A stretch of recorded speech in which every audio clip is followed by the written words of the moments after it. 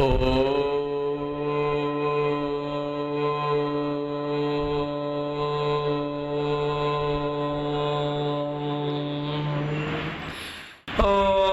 సహనావతు సహనౌ భునక్తు సహ వీర్యం కరవావహై తేజస్వినావధీతమస్తు మా విద్విషావహై.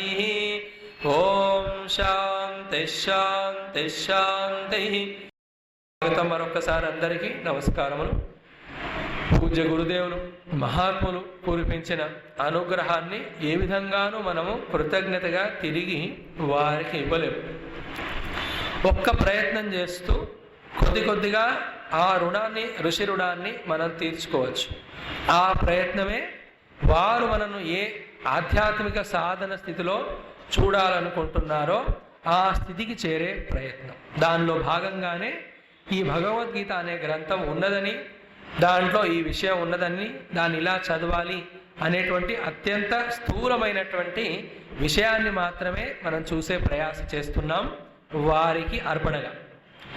ఈ రోజుతో మన శ్రీమద్ భగవద్గీత అనే అద్భుతమైన శాస్త్రం యొక్క సగభాగం మనం చూసినట్టు అవుతుంది పూర్తి అయిన తర్వాత. Every chapter is beautiful, every chapter is divine, every chapter is wonderful. But this chapter particularly భగవద్గీతలో మధ్యలో ఉన్నటువంటి నవమ అధ్యాయమైనది పూర్ణ సంఖ్య 9. అందుకేనేమో పరమాత్మ ఇందులో ఎన్నో విశేషమైన విశేషణాలను ఆయన జోడించాడు. మొదటగా ఏ యొక్క తన మహిమ కానీ ఆర్ తన పట్ల మనకుండవలసిన భక్తిని కానీ దేని ద్వారానైతే ముక్తి మనకు లభిస్తుందో అది చెప్పడానికి ఈ శాస్త్రాలన్నీ అవతరించాయో వచ్చాయో ఆ విషయాన్ని, తన మహిమని, తనకు సంబంధించిన భక్తిని ఎక్కువ ప్రస్ఫుటంగా, కంప్లీట్గా, నిర్మోహమాటంగా ఈ అధ్యాయం నుండి చెప్పడం ఆయన మొదలు పెడతాడు. ఎందుకంటే 8 అధ్యాయాలు చదివిన సాధకుడికి తప్పకుండా భగవంతుడి యొక్క మహిమ, ఆయన యొక్క విశ్వవ్యాపకత్వము కొద్దిగా అర్థమై ఉంటుంది. కనుక ఆ భక్తుడిలో పరమాత్మ పట్ల కొద్దిగా విశ్వాసం వస్తుంది. కనుక భక్తుడు అనండి, సాధకుడు అనకండి, శ్రోత అనండి, ఎవరైనా ఇహ ఇతను సిద్ధంగా ఉన్నాడు కనుక ఇంకా నిర్మోహమాటంగా, విస్తారంగా నా మహిమను అతనికి తెలియజేస్తూ అతని నా వైపుకు ఇంకా మరల్చుకుంటాను అనే ఉద్దేశంతో భవ్యంగా, దివ్యంగా ఈ అధ్యాయం నిండుగా వితౌట్ ఎనీ హెజిటేషన్, ఇన్హిబిషన్తో ఆయన పూర్తిగా తన మహిమను చెప్తాడు. మరి ఈ అధ్యాయంలోనే తాను ఇప్పటి వరకు చెప్పినది, ముందు చెప్పబోయేది, తను చెప్పాలనుకున్నటువంటి ఆ యొక్క సర్వశాస్త్ర సారములైనటువంటి జ్ఞానాన్ని చక్కగా ప్రస్ఫుటంగా తక్కువ శ్లోకాల్లోనే మొత్తంగా చెప్పేస్తాడు. ఈ అధ్యాయ విశేషత అది. అంతేకాకుండా ఈ అధ్యాయంలో చేయడానికి సాధనలు ప్రాక్టికల్గా కూడా విరివిగా, విస్తారంగా చెప్పడం ఉన్నది. దీన్ని ఆధారంగా చేసుకునే మన యొక్క సనాతన ధర్మంలో ఎన్నో రకాలైన యజ్ఞాలు, పూజలు, పునస్కారాలన్నీ ఇక్కడి నుంచే పుట్టాయని చెప్పవచ్చు. 9వ అధ్యాయంలో నుండి ముఖ్యంగా అండ్ అన్నిటికంటే మహదద్భుతమైన విషయము, ఏ సాధకుడైన అర్జునుడికి మనలాంటి వాళ్ళకి 6వ అధ్యాయంలో ఉద్ధరేదాత్మనాత్మానమని నీ సంగతి నువ్వే చూసుకో అని అన్నాడు. అలా చూసుకుంటూ భగవంతుడు చెప్పిన విధంగా నడుస్తూ ఆయన ఎక్స్పెక్ట్ చేసిన స్థితికి 9 వరకు వచ్చిన సాధకులకి పరమాత్మ ఇక్కడ నుండి మెల్లిమెల్లిగా ఎన్నో రకాలైనటువంటి అద్భుతమైన అష్యూరెన్సెస్ ఇస్తూ, అవును కదా, ఆ యొక్క మాటలు ఇస్తూ, మనకి ప్రతిజ్ఞలన్నీ ఇస్తూ, ఇక నా దాకా రావడం నువ్వు చేశావు, నాకు సమర్పించడం అనేది నువ్వు చేశావు, నీ జీవన భారాన్ని అన్ని రకాలుగా నేను చూసుకుంటాను అంటూ సర్వధర్మాన్ పరిత్యజ్య మోక్షయిష్యామని చివర ఏ విషయాన్ని అక్కడ 18వ 18లో చెప్పబోతున్నాడో దానికి నాంది పునాదిగా ఈ అధ్యాయంలో ఎన్నో రకాలుగా పరమాత్మ మనకు అష్యూరెన్సెస్ ఇస్తూ ఉంటాడు. అంటే నేనున్నాను, ఇక నీవు భయపడక్కర్లేదు, ధైర్యంగా ముందుకు వెళ్ళు. నీ యొక్క వ్యవహారంలో అయినా సరే, నీ ఉద్యోగ జీవితంలోనైనా, సంసారంలో అయినా సరే, సాధనలోనైనా సరే, ఇప్పటిదాకా నీ ప్రయాస ద్వారా నన్ను నీ జీవితంలోకి తెచ్చుకున్నావు గనుక ఇక భారము నాది అని నిజంగా భగవంతుడు మన భారమును తీసుకొనుట, అలాగే భగవంతుడు మన భారమును తాను తీసుకుంటున్నాడు అనే శ్రద్ధాభక్తులతో కూడిన అనుభవం కూడా మనకి 9వ అధ్యాయంలో నుండి రావడం మొదలు పెడతాయి. అండ్ మళ్ళీ మళ్ళీ మననం చేయవలసిన ఒక అధ్యాయం సమగ్రంగా సంపూర్ణంగా ఏదైనా ఉందంటే అది ఈ అధ్యాయమే. పూజ్య గురుదేవుల స్వాముల వారికి గురుదేవులకి అన్ని అధ్యాయాలు ప్రీతిపాత్రమే, కానీ ఈ 9వ అధ్యాయం చదువుతున్నప్పుడు విశేషంగా ఆయన అత్యంత ఉత్తమమైన కృష్ణ స్థితిలో ఉండే ఆయన పలుకుతూ చెబుతూ ఉంటారు. అదృష్టవంతులు వారి యొక్క క్యాసెట్స్ కానీ, ఇన్ఫ్యాక్ట్ రాత్రి రోజు సోమ మంగళ బుధవారాలు టీవీలో వస్తుంది కూడా, ఆదిశంకర ఛానల్లో చూడవచ్చు మీరు. మహానుభావులు అనుభవజ్ఞులు ఈ అధ్యాయాన్ని పలికితే చెబితే ఎంత అద్భుతంగా ఉంటుందో. కేవలం 34 శ్లోకాలే ఉన్నాయి, కానీ ఒక్కొక్క శ్లోకం కూడా వండర్ఫుల్. ఇది ఇవాళ కొద్దిగా విహంగ వీక్షణం చూసే ప్రయత్నం చేద్దాం మనం. గురు అనుగ్రహం, భగవద్ అనుగ్రహం, గీతామాత అనుగ్రహము అందరిపైన ఉంటూ ఇది అర్థం చేసుకుందాం. మొదటి శ్లోకం నేను చెప్తాను, రిపీట్ చేయండి. ఓం శ్రీకృష్ణ పరమాత్మనే నమః.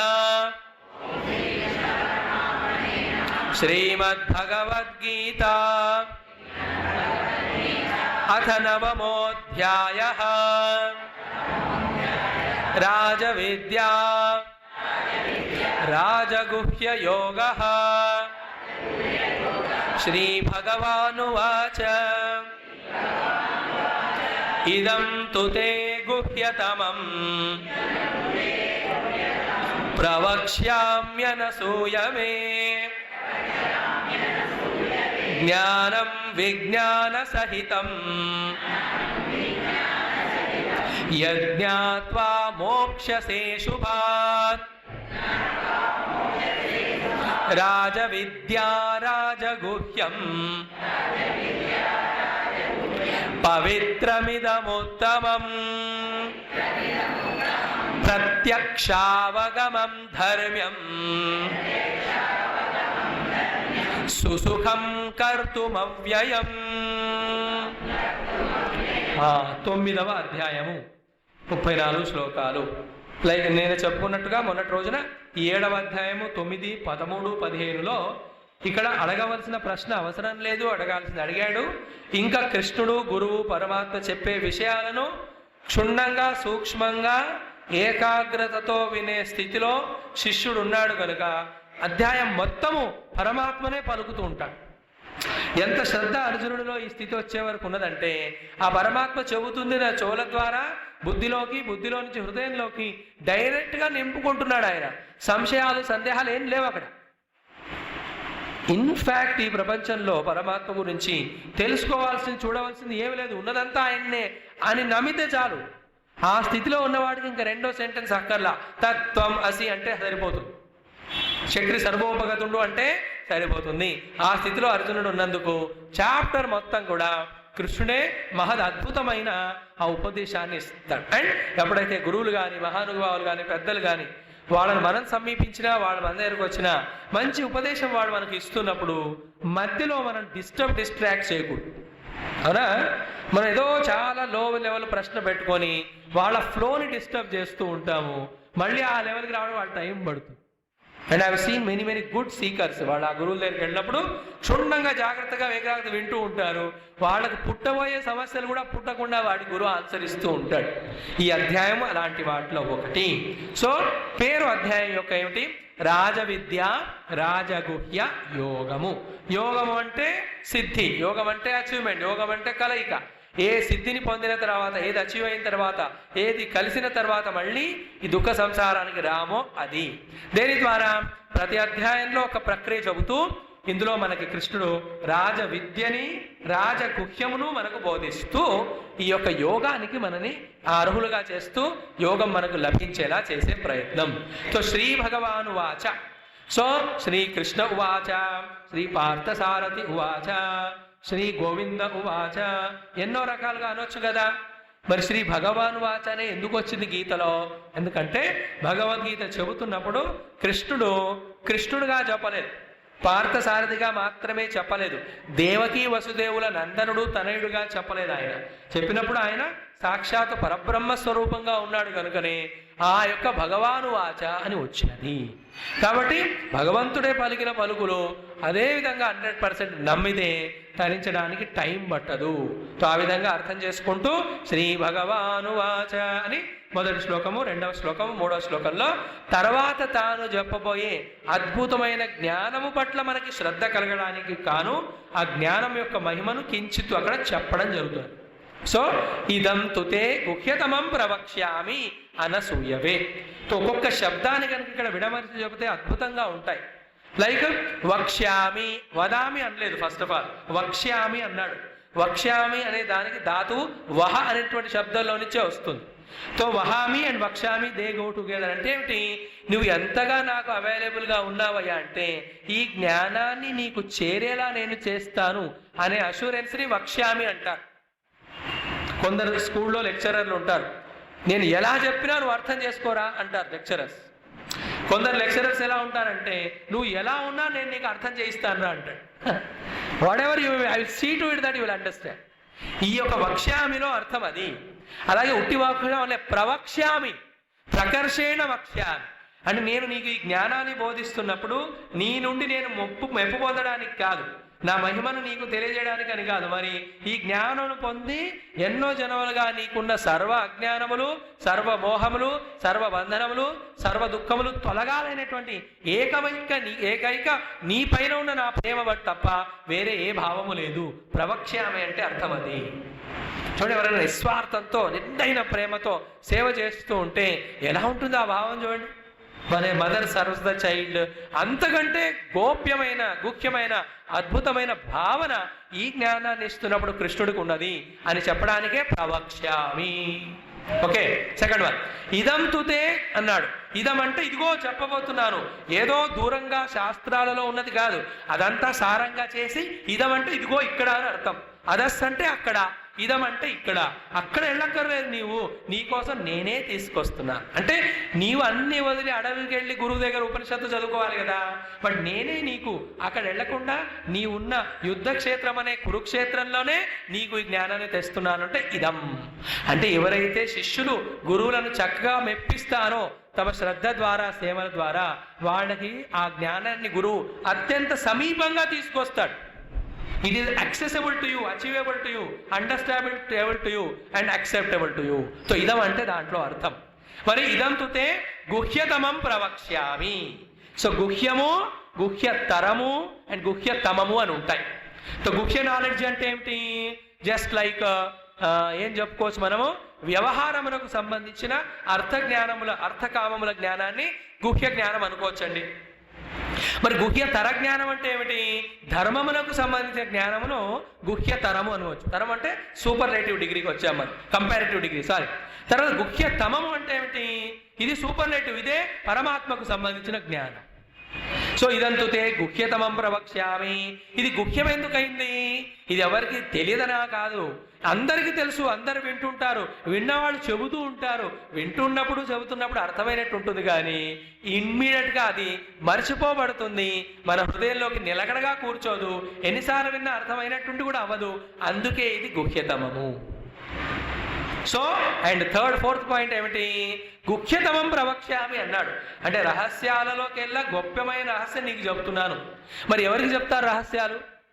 ఎవరికి పడితే వాళ్ళకి చెప్తారు రహస్యాలు? చెప్పండి. మీ బ్యాంక్ అకౌంట్ నెంబర్లు, ఏటీఎం నెంబర్లు, ఆర్ ఇంటర్నెట్ ట్రాన్సాక్షన్ పాస్వర్డ్లు, ఐఎఫ్ఎస్సీ అని చెప్తారా? You will not tell anybody own. ఒకవేళ చెప్తే ఎవరికి చెప్తాం రహస్యాలు?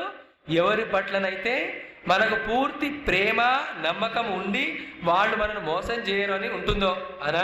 అంటే నీకు గుహ్యతమమైన జ్ఞానాన్ని ఇస్తున్నాను అని చెబుతూ నీవు నాకు ఎంత ప్రియమో అని కృష్ణుడు అర్జునుడికి అక్కడ చెప్పకనే చెప్తున్నాడు.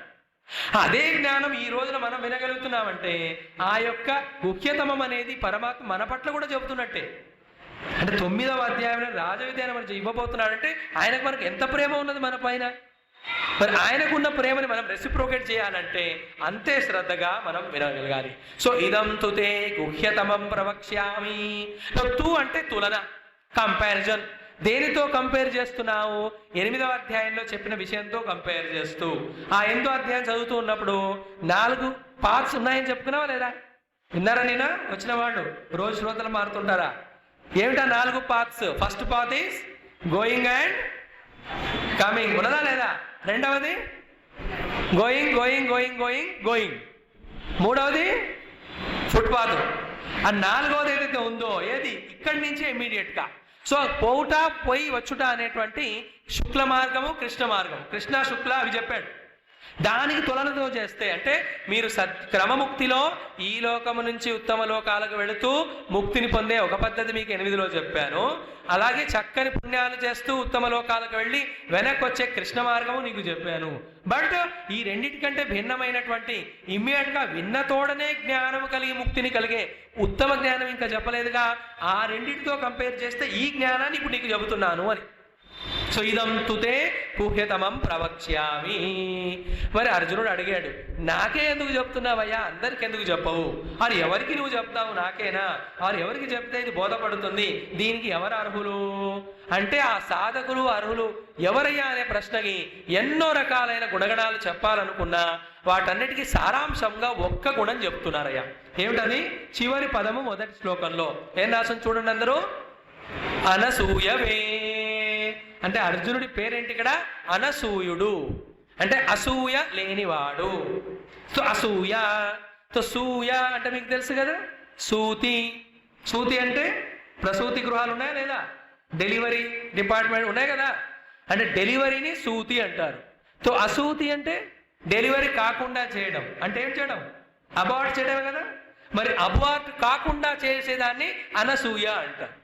అంటే ఎవరైతే పరమాత్మ గురువు నిరంతరము కురిపిస్తున్న అనుగ్రహాన్ని జాగ్రత్తగా వినాలి, తమ అహంకారంతో తమ అజ్ఞానంతో తమలో ఉన్న దుర్గుణమైన భగవంతుడిలోనూ శాస్త్రంలోనూ లేని తప్పులను చూచుట అనే భావముతో గురువు పరమాత్మ కురిపిస్తున్న ఆ అనుగ్రహాన్ని ఎవరైతే అబార్ట్ చేయరో వాళ్ళు అనసూయవే. చూడండి ఎంత అర్థం ఉందో ఒక్క శబ్దంలో. ఇందాక చెప్పుకున్నాం ఆల్రెడీ, మన ప్రశ్నలే మనకు గురువులు కురిపిస్తున్న జ్ఞానానికి విఘ్నాలు. తెలుసుకోవాలనే ఉద్దేశంతో ప్రశ్న అడుగుట వేరు. మనకున్న నాస్తికత్వాన్ని ప్రూవ్ చేయడానికి ప్రశ్నలు అడుగుతుంటామే, అది వివాదాలు చేస్తూ వితండాలు చేస్తూ జల్పం చేస్తుంటామే, దాన్ని ఇక్కడ అసూయ అంటారు. అది లేదు అర్జునుడిలో. నువ్వు అనసూయుడివయ్యా. మొదట్లో ఉండింది 1వ అధ్యాయం విన్నప్పుడు, అక్కడ అన్నాడుగా ధార్తరాష్ట్రస్య దుర్బుద్ధేహే అని. సో అసూయ అంటే టెక్నికల్ మీనింగ్ ఏమిటయ్యా అంటే ఎవరైతే వేరే వాళ్ళలో అందరిలోనూ కూడా ఫాల్ట్ ఫైండింగ్ అనేటువంటి ప్రూఫ్ రీడర్ లాగా తప్పులు మాత్రమే ఎన్నుతూ ఉంటారో వాళ్ళు అసూయులు. సో తప్పులు ఎన్నువారు తండోపతండంబులు ఉర్విజనులకెల్లా ఉండు తప్పు, తప్పులెన్నువారు విశ్వదాభిరామ అయ్యో రామ. అవునా కదా? తప్పులేని వారు తమ తప్పులు ఎరుగరు అంటే అర్థం తెలిసిన, వేరే వాళ్ళలో తప్పులు చూసేవాళ్ళు తమ తప్పును తెలుసుకోలేకపోతున్నారు. ఏమిటి తమ తప్పు? వేరే వాళ్ళలో తప్పు చూడటమే. That is a biggest mistake. చాలా చాలా ఉన్నాయి. ఒక్క శబ్దం పైనే అరగంట మాట్లాడుకోవచ్చు. మనకున్న కొంచెం సమయం అనే 78-80 సంవత్సరాలని ఈ ప్రపంచంలో ఎక్కడెక్కడైతే మంచి ఉన్నదో, గొప్పతనం ఉన్నదో, దివ్యత్వం ఉన్నదో అది గ్రహించడానికి ఉపయోగించాలి. కానీ మన కళ్ళు ఎప్పుడు కూడా గబ్బిలంలాగా గుడ్లగుబలాగా తెరుచుకొని అందరిలో ఉన్న తప్పులు చూడడానికి ఉండకూడదు. ఎందుకంటే ఎంతగా వేరే వాళ్ళలో ఉన్న దుర్గుణాలు మనం చూస్తూ ఉంటామో మనకు తెలియకుండానే కొన్ని రోజులలో ఆ గుణాలు మనమైపోతాయండోయ్. That's one of the greatest quality. I met 1 or 2 saints in my life. వాళ్ళతో ఎన్ని రోజులు ఎన్ని సంవత్సరాలు ఉన్నా సరే వాళ్ళ ముందు వచ్చిన వాళ్ళు ఎంత దుర్మార్గులైనా అది వాళ్ళకి ప్రత్యక్షంగా తెలిసినా సరే వాళ్ళలో ఉన్న ఆ కించిత్ శ్రద్ధ ఏదో కార్నర్లో ఉందే దాన్ని వాళ్ళు పట్టుకొని ఎన్కాష్ చేస్తూ వాళ్ళని అనుగ్రహించారే తప్ప మీలో ఇన్ని తప్పులు ఉన్నాయి ముందు ఇవన్నీ శుభ్రం చేసుకొని రండి అని వాళ్ళ ఎటువంటి ఏవగింపు కానీ కోపం కానీ క్రోధం కానీ రాలేదు. అంటే అనసూయ అనేటువంటి ఆ గొప్ప గుణం వచ్చిన వ్యక్తి యొక్క మనస్సు ఎంత ఉత్తమ స్థితిలో ఉంటుందో ఒక్కసారి గమనించండి. That acceptance of everything around, giving chance to everybody, giving freedom to everybody, understanding and accepting that everybody is growing in this life. ఈ యాటిట్యూడ్ రానిదే ఈ ప్రపంచంలోని ప్రతి అయ్యేటువంటి వస్తువులు, విషయాలు, పరిస్థితులు మనని ప్రభావితం చేయకుండా ఉండవు. ఎప్పుడైతే బాహ్యమైన అవే పరిస్థితులు మనల్ని ప్రభావితం చేస్తుంటాయో అప్పటి వరకు మన మనస్సు స్థిరంగా, నిశ్చలంగా సత్వగుణంలో ఉండదు. ఆ సత్వగుణం రానంత వరకు గురువు భగవంతుడు ఎన్ని వందల సార్లు, ఎన్ని గీతలు, ఎన్ని ఉపనిషత్తులు చెప్పినా మన గీత మారదు. సో ఒక్క శబ్దంతో పరమాత్మ ఇన్ని చెబుతున్నాడు మనకి. Especially when you study scriptures, when we are doing our sadhana, when we attend this satsang, our attention should be fully on the God. మనకి ప్రపంచంలో అత్యంత దుర్మార్గులైన వాళ్ళలో కూడా మనం ఆ వెలుగు అయిన పరమాత్మ చూడాలని ఇక్కడ చెబితే, మనకి జ్ఞానాన్ని ఇచ్చి ముక్తునిస్తున్న గురువులో పరమాత్మలోనే అసూయతో మనం తప్పులు చూస్తే ఎంత లోయెస్ట్ లెవెల్లో మనం ఉన్నట్టో చూసుకోవాలి. మైండ్ ఒకసారి చెప్తాం ఇప్పుడే. What is whole spiritual Sadhana and unfoldment? మనకున్న అంతఃకరణములోని వృత్తులని ఈ యొక్క ప్రపంచమయము, ప్రపంచంలో ఉన్న దుర్గుణమయములో నుంచి పరమాత్మమయము, పరమాత్మలో ఉన్న సద్గుణమయం చేయడమే సాధన. ఎప్పుడైతే మనస్సు ప్రపంచమయమై ప్రపంచ దుర్గుణమయం అవుతుందో ఆ మనస్సు విజృంభించి మన జీవితాన్ని శాసిస్తూ మనని అధోగతికి, దుర్గతికి తీసుకెళ్తుంది. ఏ మనస్సు అయితే అందరిలోనూ పరమాత్మలో ఉన్న సద్గుణాలను చూస్తూ ఉంటుందో అది ఎంతో శక్తిని సంతరించుకొని పరమాత్మకి సన్నిహితంగా వెళుతూ మనను పరమాత్మలోకి జాయిన్ చేయాలి కనుక తాను పరమాత్మలో లయమై మనము పరమాత్మగా అనుభవాన్ని ఇస్తుంది. ఇవన్నీ చాలా సూక్ష్మమైన విషయాలు తెలుసుకోవాలి. సో వీటన్నిటికీ వెనకాల ఇక్కడ ఒకటే శబ్దం ఉన్నది. ఇదం తుతే గుహ్యతమం ప్రవక్ష్యామి బట్ వై అనసూయవే. నీలో అసూయ లేదు కనుక. సో ఈ రోజు నుంచి let us practice 1 week. We will not find fault with anybody. Let us not fight with anybody. అలా ఒక వారం చూస్తే మనస్సు నిశ్చలమై ఎవ్వరు కూడా మనకై కనీసం మన ముందైనా తప్పులు చేయకుండా ఉంటారు, మనం ఏడిపించకుండా ఉంటారు. సో ఇదంతా దేహోహితమం పరవక్ష్యామి అనసూయవే. సో ఏంటి నువ్వు చెప్తున్నావు? జ్ఞానం విజ్ఞాన సహితం. ఆల్రెడీ 7వ అధ్యాయంలో చెప్పారు. మనం మొత్తం చూస్తున్నాం. మనం కర్మయోగం తర్వాత భక్తిలోకి రావాలి. భక్తి మనకి పరమాత్మ పట్ల కలగాలి అంటే ఆయన గొప్పవాడు అని తెలియాలి. ఆయన గొప్పవాడు అని తెలియజేసేదే జ్ఞానము. అది అనుభవంలోకి తెచ్చేదే విజ్ఞానము. అది అక్కడ మనకి పరాపర ప్రకృతుల ద్వారా చెప్పి పుణ్యోగంధ ద్వారా ఏదైతే సాధన చేసి మొదలు పెట్టాడో అది కంటిన్యూ చేస్తూ మధ్యలో 8వ అధ్యాయంలో అడిగిన ప్రశ్నలకు ఆన్సర్ ఇచ్చాడు కదా, ఇప్పుడు కంటిన్యూ చేస్తున్నాడు. జ్ఞానం అండ్ విజ్ఞాన సహితం. I'm giving you theory as well as practical. మరొక్కసారి అర్జునుడిలో ప్రశ్న, దీని వలన లాభం ఏమిటి? ఎందుకంటే బనియాక బుద్ధి సబ్కా హోతా హే మన్మే ఆర్ ప్రయోజనం అనుద్దిశ్య నా మందోపి ప్రవర్తతే.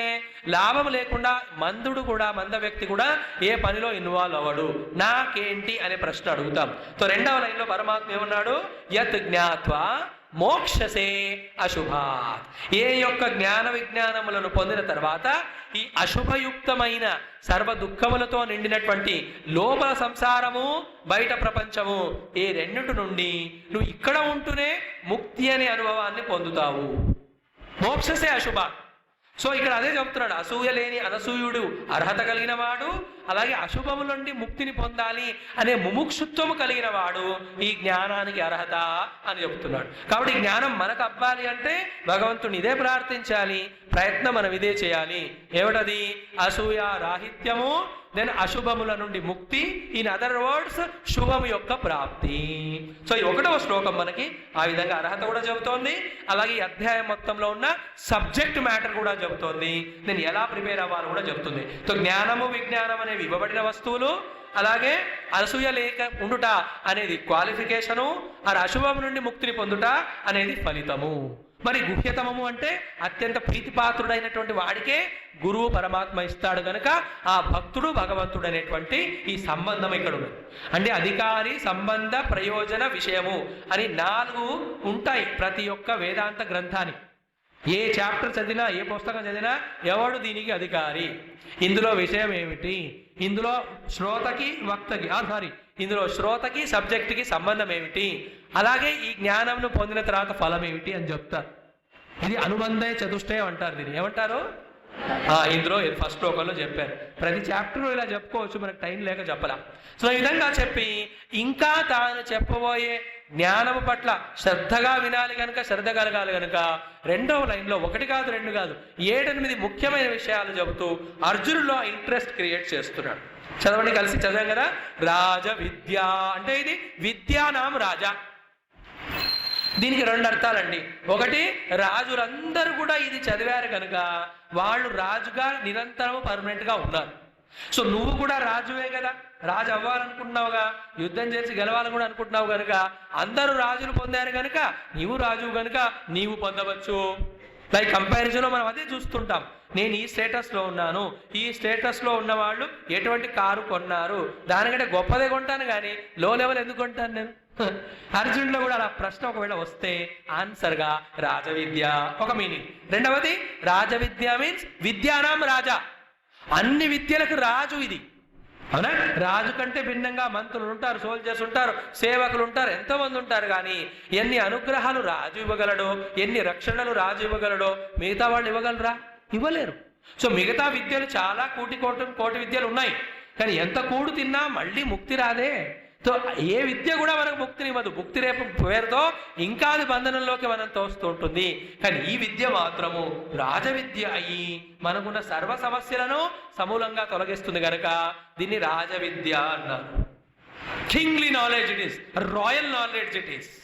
And when you feel that ఆత్మ సామ్రాజ్యానికి నువ్వు రాజు అయ్యి ఆ ఆనందం డిఫరెంట్గా ఉంటుంది. చూడండి, బాహ్య రాజ్యాలు ఎంత పొందినా ఏ శత్రువు ఎప్పుడొచ్చి అటాక్ చేస్తాడో అనే భయం ఉంటుందా లేదా? ఎప్పుడూ ఉంటుంది. ఎవరికైనా భయమే ప్రపంచంలో. కేవలం విరాగికి, భక్తుడికి, జ్ఞానికి తప్ప భోగే రోగ భయం, కులే చ్యుతి భయం, మానే ధైన్య భయం, విత్తే నృపాలాద్ భయం, రూపే భయ జరాయ భయం, కులే చ్యుతి భయం, కాయే కృతంతాద్ భయం, దెన్ భలే రిపు భయం, సర్వం వస్తు భయాన్వితం భువినునాం. అక్కడ వైరాగ్యమేవా భయం అంటారు, భక్తి ఏవా భయము, జ్ఞానమేవా భయం. బట్ ఈ యొక్క లోపల జ్ఞానం వచ్చిందనుకోండి, ఇది ఎవ్వరు తొలగించలేరు, తీసుకువెళ్ళలేరు. అంటే రాజవిద్య అనే ఒక శబ్దాన్ని విశ్లేషించి అర్థం చేసుకుంటే పరమాత్మ ఎన్ని చెప్పాలనుకుంటున్నాడు ఇందులో, దాని ద్వారా మనకి ఎంతగా ఆయన ప్రాధేయపడుతున్నట్టుగా ఉంది. ఇంత చక్కని అవకాశం ఇస్తున్నాను, మనిషిగా పుట్టించి ఈ జ్ఞానాన్ని ఇస్తున్నానే, తొందరగా ఇది పొంది నా దగ్గరకు వచ్చేయి, నాకు దూరంగా ఉంటూ ఎందుకు సఫర్ అవుతున్నావు అనే విషయాలన్నీ ఇందులో ఉన్నాయి. తో రాజవిద్య. అలాగే రాజగుహ్యం. రాజగుహ్యం అంటే ఎవరికైతే టీవీ రాజత్వం ఎవరికైతే ఉందో, ఎవరిలో అయితే పౌరుషత్వం ఉందో, ఎవరైతే భేదనం చేసి ఆ సూక్ష్మ రహస్యాలను కలుపుకుంటారో వాళ్ళకే అర్హత ఉంది. అలాంటి వాడి నీవు గనుక ఆ జ్ఞానాన్ని నీకు ఇస్తున్నానని చెప్తూ రాజగుహ్యం. It is a royal secret. సీక్రెట్స్లో కూడా రాయల్. సో చాలా లైక్ గురువు గారి దగ్గరికి వెళ్ళినప్పుడు ఎన్నో రకాలైన జ్ఞానాలు సింపుల్ ఆయన మనకు చెబుతూనే ఉంటాడు.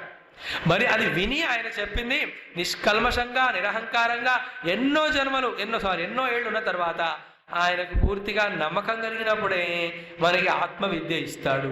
అందుకే దీన్ని రాజగుహ్యం అన్నారు. సో రాజవిద్య, రాజగుహ్యం 2 వచ్చేసాయి కదా. విశేషణాలు తాను 4వ శ్లోకం నుండి చెప్పబోయే జ్ఞానం యొక్క మహిమ ఇక్కడ చూస్తున్నాం మనం. తర్వాత 3వది ఏమన్నాడు? పవిత్రం. అవునా? పవిత్రం అంటే 2 అర్థాలు ఉంటాయి. ఏమిటి?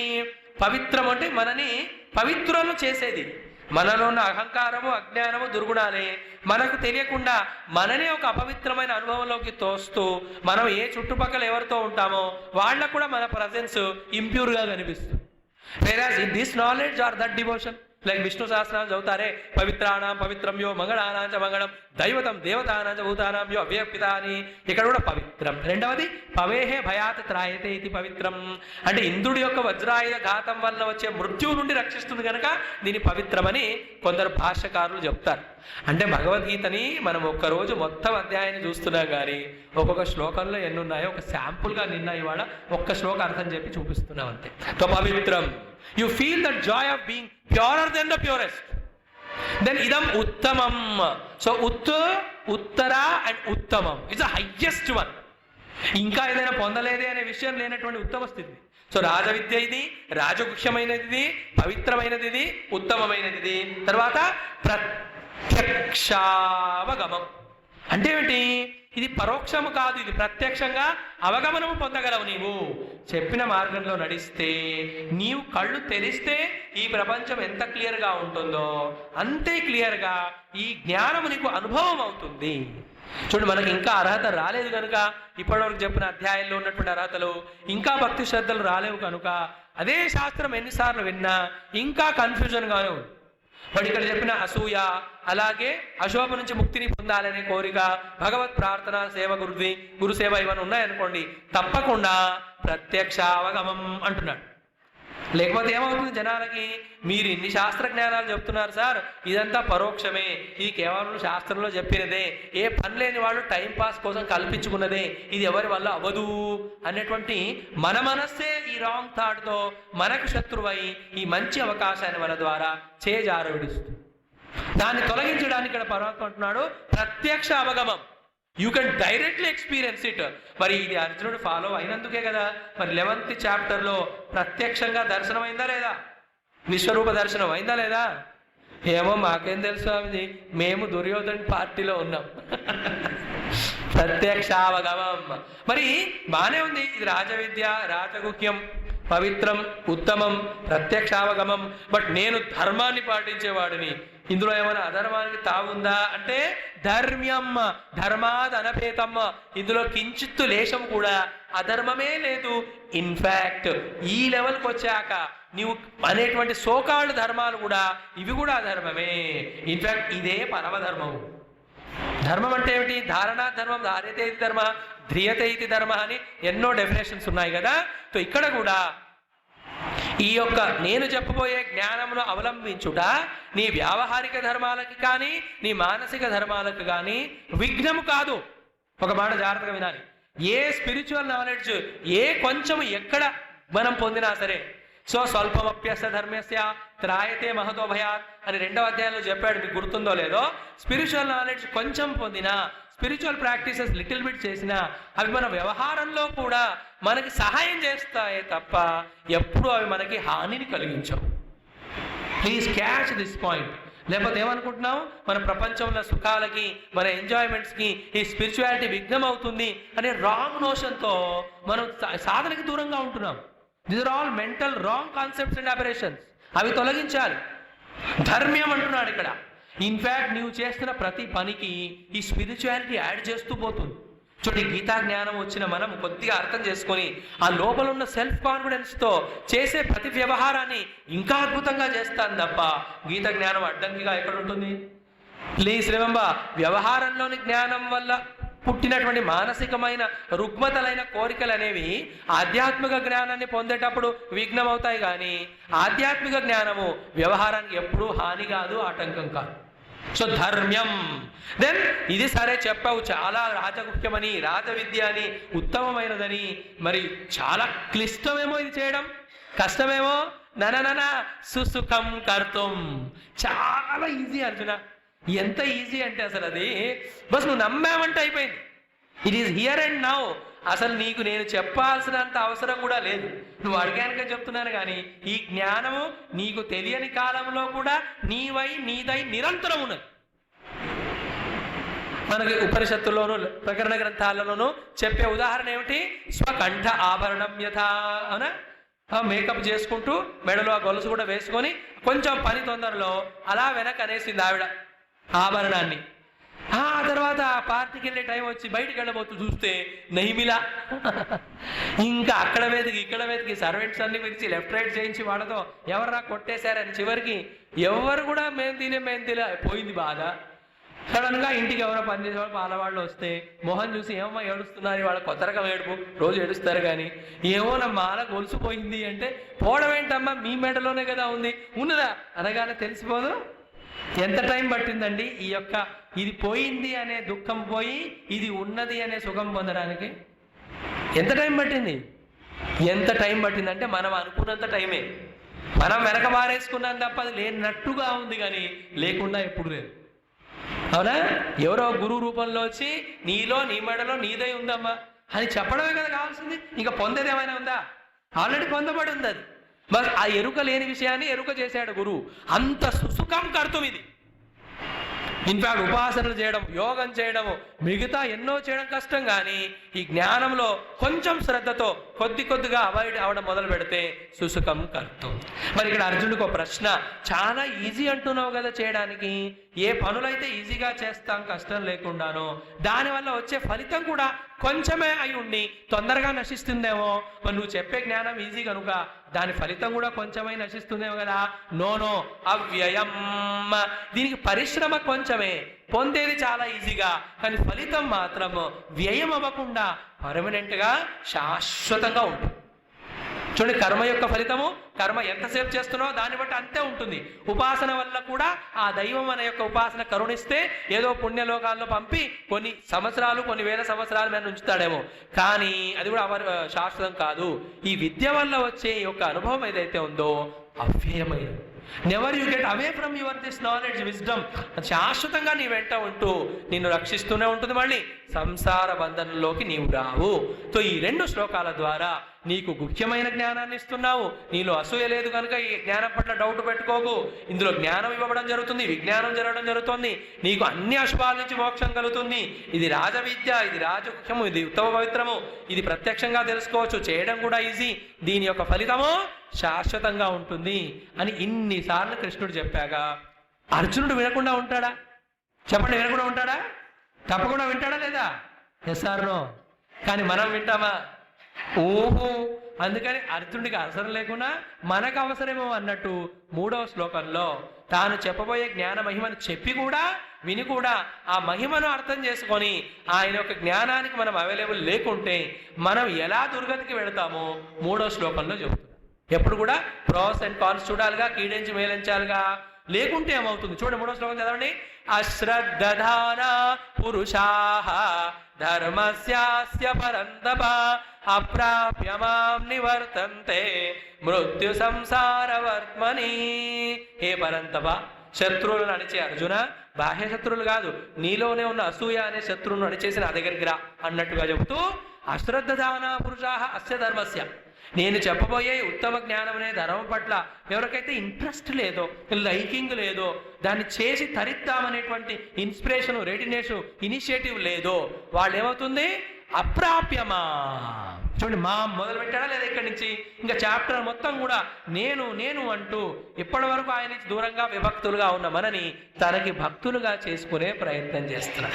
ఎవరైతే మెత్తబడినటువంటి అహంకారం కలిగి ఉంటారో 8 అధ్యాయముల సాధన ద్వారా వాళ్ళకి ఇక్కడి నుంచి భగవద్ అనుగ్రహంతో భక్తి దృఢమవుతూ ఉంటుంది. ఎవరైతే ఇంకా మొదటి నుంచి మొదలుపెట్టిన అహంకారాన్ని వదలలేదో ఈ చాప్టర్ తర్వాత ఇన్ని రకాలుగా పరమాత్మ అహంకారంతో నన్ను నన్ను అంటున్నాడని ఫీల్ అయిపోయి ఇంకా భగవంతుడి నుండి వాళ్ళు దూరం వెళ్ళిపోతారు. అర్థమైందా ఈ చాప్టర్లోని మహిమ ఏమిటో? Either you get melted and get surrender at the feet of God, or you become more solidified in your arrogance and go away from the God. So ఇక్కడ చెప్తున్నాడు, అప్రాప్యమా, నన్ను పొందకుండా నివర్తంతే. నివర్తంతే అంటే రిటర్న్ అని అర్థము, నీ అంటే నితరాం, వర్తంతే అంటే ఉంటారు. నితరాం వర్తంతే, ఎక్కడుంటారు వాళ్ళు నన్ను చేరకుండా? మృత్యు సంసార వర్త్మని, వాళ్ళు ఎప్పుడు సంసారంలోనే ఉంటారు. దాని యొక్క బ్యూటీ ఏమిటి? There is only one ugliest beauty దాంట్లో. ఏమిటది? మృత్యు. Nothing is certain in this world except the death. And one uncertain thing is also again about the death only, that when that will come we don't know. So మృత్యు సంసార వర్త్మని తే నితరాం వర్తంతే మాం అప్రాప్య, నేను ఉన్నటువంటి అత్యంత ఆనంద స్థితిని వాళ్ళు పొందకుండా ఇదే ప్రపంచంలో ఉంటారు. Just death is the final thing. Death అంటే ఇక్కడ ఫైనల్, దానికంటే ముందు జన్మ, జన్మ మృత్యు మధ్యలో ఈ జరా దుఃఖములు రోగములు, అదే సంసారంలో వాళ్ళు ఉంటారు. నో, మాకు అదే బాగుంది అంటే నిన్నట్లాగా ఆ బ్రహ్మభువనాలోకాః పునరావర్తనోర్జున go there, who can stop you. So ఎవరికైతే ఈ జ్ఞానంలో శ్రద్ధ లేదో, ఎవరైతే నిరంతరం దాన్ని ధ్యానం చేస్తూ ఆ తత్వాన్ని తెలుసుకోరో వాళ్ళకి ఇదే గతి. No no no, we want to eject out of this world, we want to come out of this bondage అనుకుంటారో వాళ్ళకి ఇప్పుడు నెక్స్ట్ 2 శ్లోకములలో పరమాత్మ తాను ప్రామిస్ చేసినటువంటి జ్ఞానమును ఇస్తున్నాడు. ఎన్ని మనకు వేదాంత గ్రంథాలు ఉన్నాయి, ఉపనిషత్తులు ఉన్నాయి, అందులో క్లిష్టమైన పదజాలముతో ఎంతో సూక్ష్మాతి సూక్ష్మమైన బ్రహ్మజ్ఞానమును, ఆత్మజ్ఞానమును ఋషులు తాముకు రివీల్ అయింది వేదాల ద్వారా మనకిచ్చారు. కృష్ణుడు ఎంత కరుణామయుడయ్యా అంటే వాటన్ని అన్నింటి సారాంశాన్ని, ఎలాగైతే ఆ తేనెటీగలు పువ్వులన్నిటి వెనకాలన్న తేనెని సేకరించి ఆ తేనె తుట్టను తయారు చేస్తాయో అలా 2 శ్లోకాలలోనే మనకిస్తుంది. ఇది అర్థమైందా? సర్వ వేదాంతం మనకు అర్థమైనట్టు. ఇది అర్థం కాలేదంటే వేదాంతం అర్థం కానట్టే. సో సర్వ వేదాంతం చదువుకున్న వాళ్ళు తామకు పరీక్ష ఇదిగా తెలుసుకోవచ్చు. అన్ని వేదాంత గ్రంథాలు చదివే కెపాసిటీ మాకు లేదండోయ్, మీరు సూక్ష్మంలో వేదాంతం అంతా చెప్పండి, సూక్ష్మంలో మోక్షం అంటారు. మీరు విన్నారుగా, ఈ 2 శ్లోకాల్లో ఉంటుంది. కనుక ఈరోజు మనం కలిసి చదువుతాము. ఇది ఇంటికెళ్ళి కూడా అందరూ ఒక 2-3 సార్లు పారాయణం చేస్తూ అందులో ఉన్న రహస్యాన్ని రోజు రోజు కొద్దిగా అర్థం చేసుకుంటూ అందులోకి దిగే ప్రయత్నం చేద్దాం. Let us chant them together. మయా తతమిదం సర్వం జగదవ్యక్తమూర్తినా మత్స్థాని సర్వభూతాని నచాహం తేష్వస్థితః నచ మత్స్థాని భూతాని పశ్య మే యోగమైశ్వరం భూతభృన్న చ భూతస్థః మమాత్మా భూతభావనః యథాకాశస్థితో నిత్యం వాయు సర్వత్ర గోమహాన్ తథా సర్వాణి భూతాని మత్స్థానీత్యుపధారయ. మొదటి 2 శ్లోకాలలో జ్ఞానము, 3వ దాంట్లో ఉపమానం. సరే, నా ఒక జాగ్రత్తగా విను. ఒక మన సామెతలు చాలాసార్లు వింటాం కదా, పచ్చ కామెర్లు ఉన్న వాళ్ళకి ప్రపంచమంతా లోకమంతా పచ్చనే కదా. Or the world appears to us depending upon the type of goggles which we wear. yellow glasses ఉంటే వరల్డ్ yellowగా, ఆరెంజ్ ఉంటే ఆరెంజ్. సో ఇప్పుడు మనము మిడిమిడి జ్ఞానం అనే పేరుతో అజ్ఞానమును అపోహలను కలిగి ఉండి దాని ఆధారంతో పచ్చకళ్ళద్దాలు ఉన్నవాడు ప్రపంచాన్ని ఎలా చూస్తారో అలా ప్రపంచాన్ని చూస్తూ ప్రపంచం పచ్చదే అని వాడు అన్నట్టుగా నాకు తెలిసిందే కరెక్ట్ అనే దృష్టిలో ఉన్నాం. మనకున్నటువంటి ఈ యొక్క స్థూల అజ్ఞాన చక్షులను తొలగిస్తూ పరమాత్మ మనకిస్తున్నటువంటి జ్ఞాన చక్షులను తొడుక్కొని ఎప్పుడైతే ప్రపంచాన్ని చూస్తామో దీని అండర్స్టాండింగే టోటల్గా డిఫరెంట్గా ఉంది. బట్ దీనికి ఏంటి అర్హత? మనం మొదటి రోజు కూడా చెప్పుకున్నాం, లాస్ట్ మంత్, ఎవరికి ఈ జీవితంలో మార్పు వస్తుందయా అంటే ఎవరిలోనైతే ఎబిలిటీ ఉంటుందో. గుర్తుందా లేదా? ఎబిలిటీ ఎవరికి వస్తుందయా అంటే ఎవరు రెడీగా ఉంటారు. Readiness followed by the ability. మనకు ఆ రెడీనెస్ లేదనుకోండి, ఏమిటది? నాకున్న ఊహాపోహలలోనే జీవిస్తాను, దీన్ని దాటి బయటికి రాను అన్నవాడు ఇక్కడే ఉంటాడు. దీనికి మన గురుదేవులు సత్సంగం చెప్తున్నప్పుడు ఇచ్చిన ఎగ్జాంపుల్ ఏంటో తెలుసా? The first fish which was swimming in the water, if it had never tried to come out of the water, it would never have become a frog and subsequently a most evolved human being. అంటే మొట్టమొదటి చేప తానున్న నీళ్లలో నుంచి బయటకు వచ్చే ప్రయత్నం చేయకుంటే అది జలచరంలో నుంచి ఉభయచరమైన కప్పలాగా అయ్యేది కాదు. తర్వాత మ్యామల్స్ అవన్నీ మీకు తెలుసు కదా, ఎవల్యూషన్ ఎలా వచ్చిందో, ఈ మనిషిగా అయ్యేది కాదు. మనకున్న పెద్ద అబ్స్టకల్ ఇదే, ఫియర్ ఆఫ్ అన్నోన్. తెలియని దాని పట్ల ఉన్న భయం వలన మనకున్న అపోహలను అజ్ఞానంలో నుంచి మనం బయటికి రాలేకపోతున్నాం. ఇప్పుడు ఏమిటి మనకి ఉన్న అనుభవము? ఇక్కడ కృష్ణుడు చెప్తున్న జ్ఞానము చాలా 180 degrees సపరేట్గా ఉంటాయి. ఇది ఇటువైపు ఉంటే ఇటు ఉన్నట్టుగా మెల్లిమెల్లిగా ఆయన నమ్ముతూ ఆయన ఇచ్చిన జ్ఞానమును గురువులు చెప్పిన విధంగా అనలైజ్ చేస్తూ మనలో ఉన్న బి అటెంటివ్ ఆ యొక్క నోషన్స్ని విజ్డమ్తో రీప్లేస్ చేయగానే బాండేజెస్ అన్నీ పటాపంచలు ఆ క్షణమే అయిపోతాయి. This is the beauty of these 2 shlokas. There is nowhere in such a simple way all the essence of the shastras Bhagavan has given here. 4 sentences లో 4 steps లో సర్వ శాస్త్ర జ్ఞానం ఇవ్వడం జరుగుతుంది. సో మొట్టమొదటిది మయా తతం ఇదం సర్వం, చెప్పండి అందరూ. రెండవది మత్స్థాని సర్వభూతాని, చెప్పండి.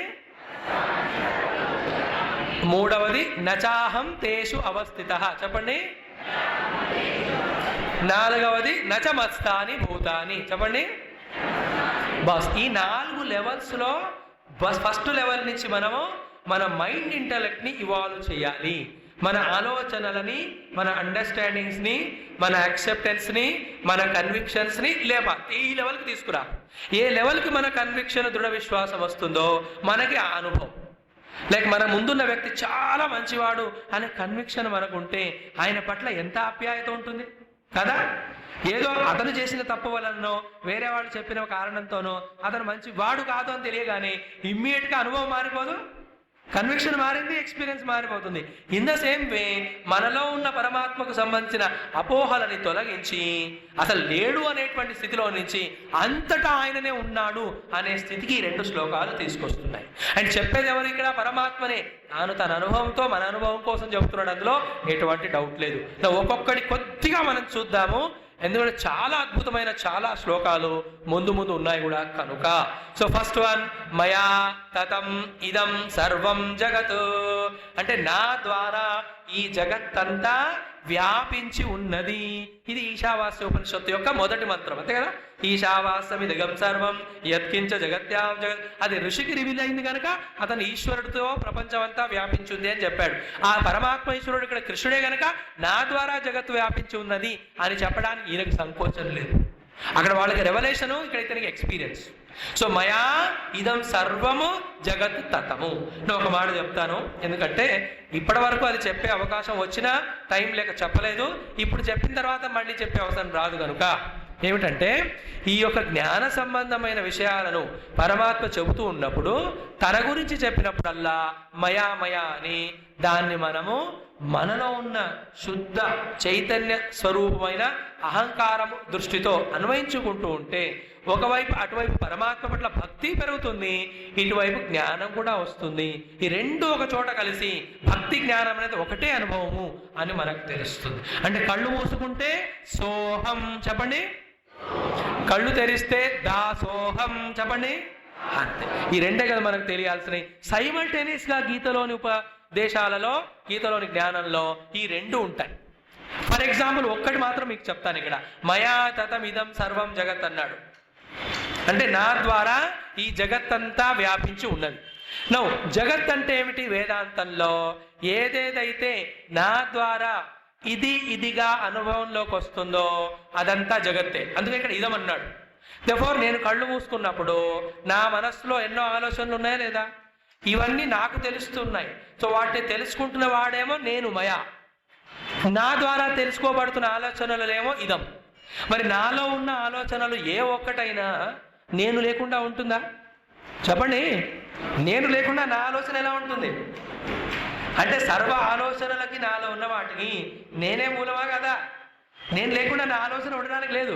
నాకు ఆలోచన లేకుండా నేను ఉండవచ్చు, నిద్రలో కానీ సమాధిలో కానీ. కానీ నేను లేకుండా ఆలోచన ఉండదు. అంటే సర్వ వృత్తులలో నేనే ఉన్నాను. నెక్స్ట్ స్టెప్కి వచ్చేసరికి సర్వ వృత్తులన్నీ నాలో నుండే ఉన్నాయి.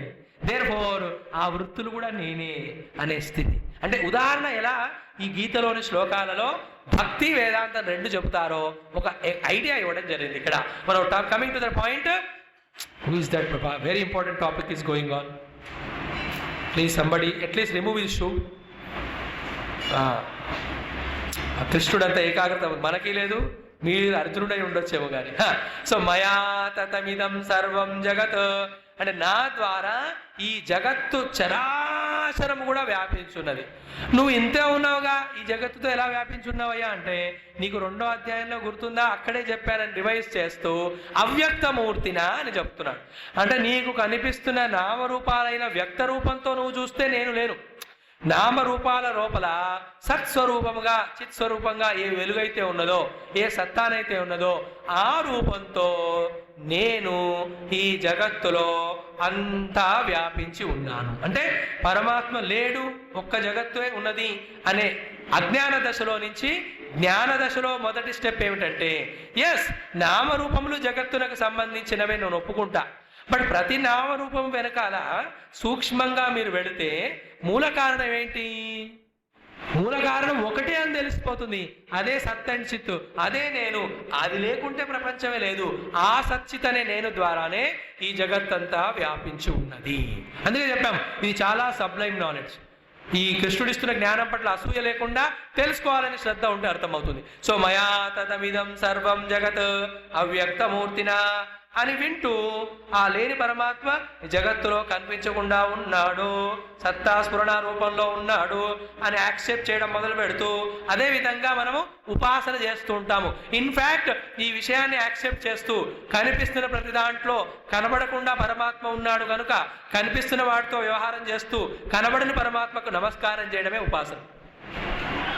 క్యాచ్ చేయగలగాలి పాయింట్. అదే ప్రహ్లాదుడు చేశాడు. స్తంభము తండ్రి కనిపించింది, అది వ్యక్తమూర్తి అయిన నామరూపాలు. ఇతనికి అవ్యక్తమైన నరసింహరావు కనిపించాడు లోపల. అవ్యక్తమూర్తినా మయా ఇదం సర్వం జగత్ తతం. ఇది ఫస్ట్ లెవెల్. లేని పరమాత్మని జగత్తులో అవ్యక్తంగా ఉన్నాడు. మరి వి అటెంటివ్. మనకు కావలసిన రూపంలో పరమాత్మని మరల్చుకోవాలి, చూడాలి అంటే దానికి కండిషన్స్, ఉపాసనలు ఉన్నాయి. లైక్ ఆ యొక్క కార్పెంటర్ దగ్గర వుడ్ ఉంటుంది, మనకు కావాల్సిన రూపంలో ఆర్డర్ ఇచ్చి తెచ్చుకుంటాంగా. కొందరు విగ్రహాలు చేసుకుంటారు, కొందరు టేబుల్ చేసుకుంటారు, కొందరు తలుపులు చేసుకుంటారు, కొందరు చపాతీలు చేసే కట్టెలు తెచ్చుకుంటారు, కొందరు కొట్టుకోవడానికి ఆయుధాలు, మీ ఇష్టం. అలాగే పరమాత్మ వ్యక్తమూర్తిగా మీ చాయిస్, కానీ అవ్యక్తమూర్తిగా హిస్ చాయిస్. హిస్ చాయిస్గా అవ్యక్తమూర్తిగా అంతటా ఆయన ఉన్నాడు. లైక్ ఈ యొక్క టేబుల్లో అగ్నితత్వం ఉన్నది, ఇందులో వాయుతత్వం ఉన్నది, ఇందులో ఆకాశతత్వం ఉన్నది, కానీ అవ్యక్తంగా ఉన్నాయి. వాడికంటే సూక్ష్మంగా పరమాత్మ కూడా ఉన్నాడు. అది 6వ శ్లోకంలో ఉదాహరణలో మనం చూద్దాంలే.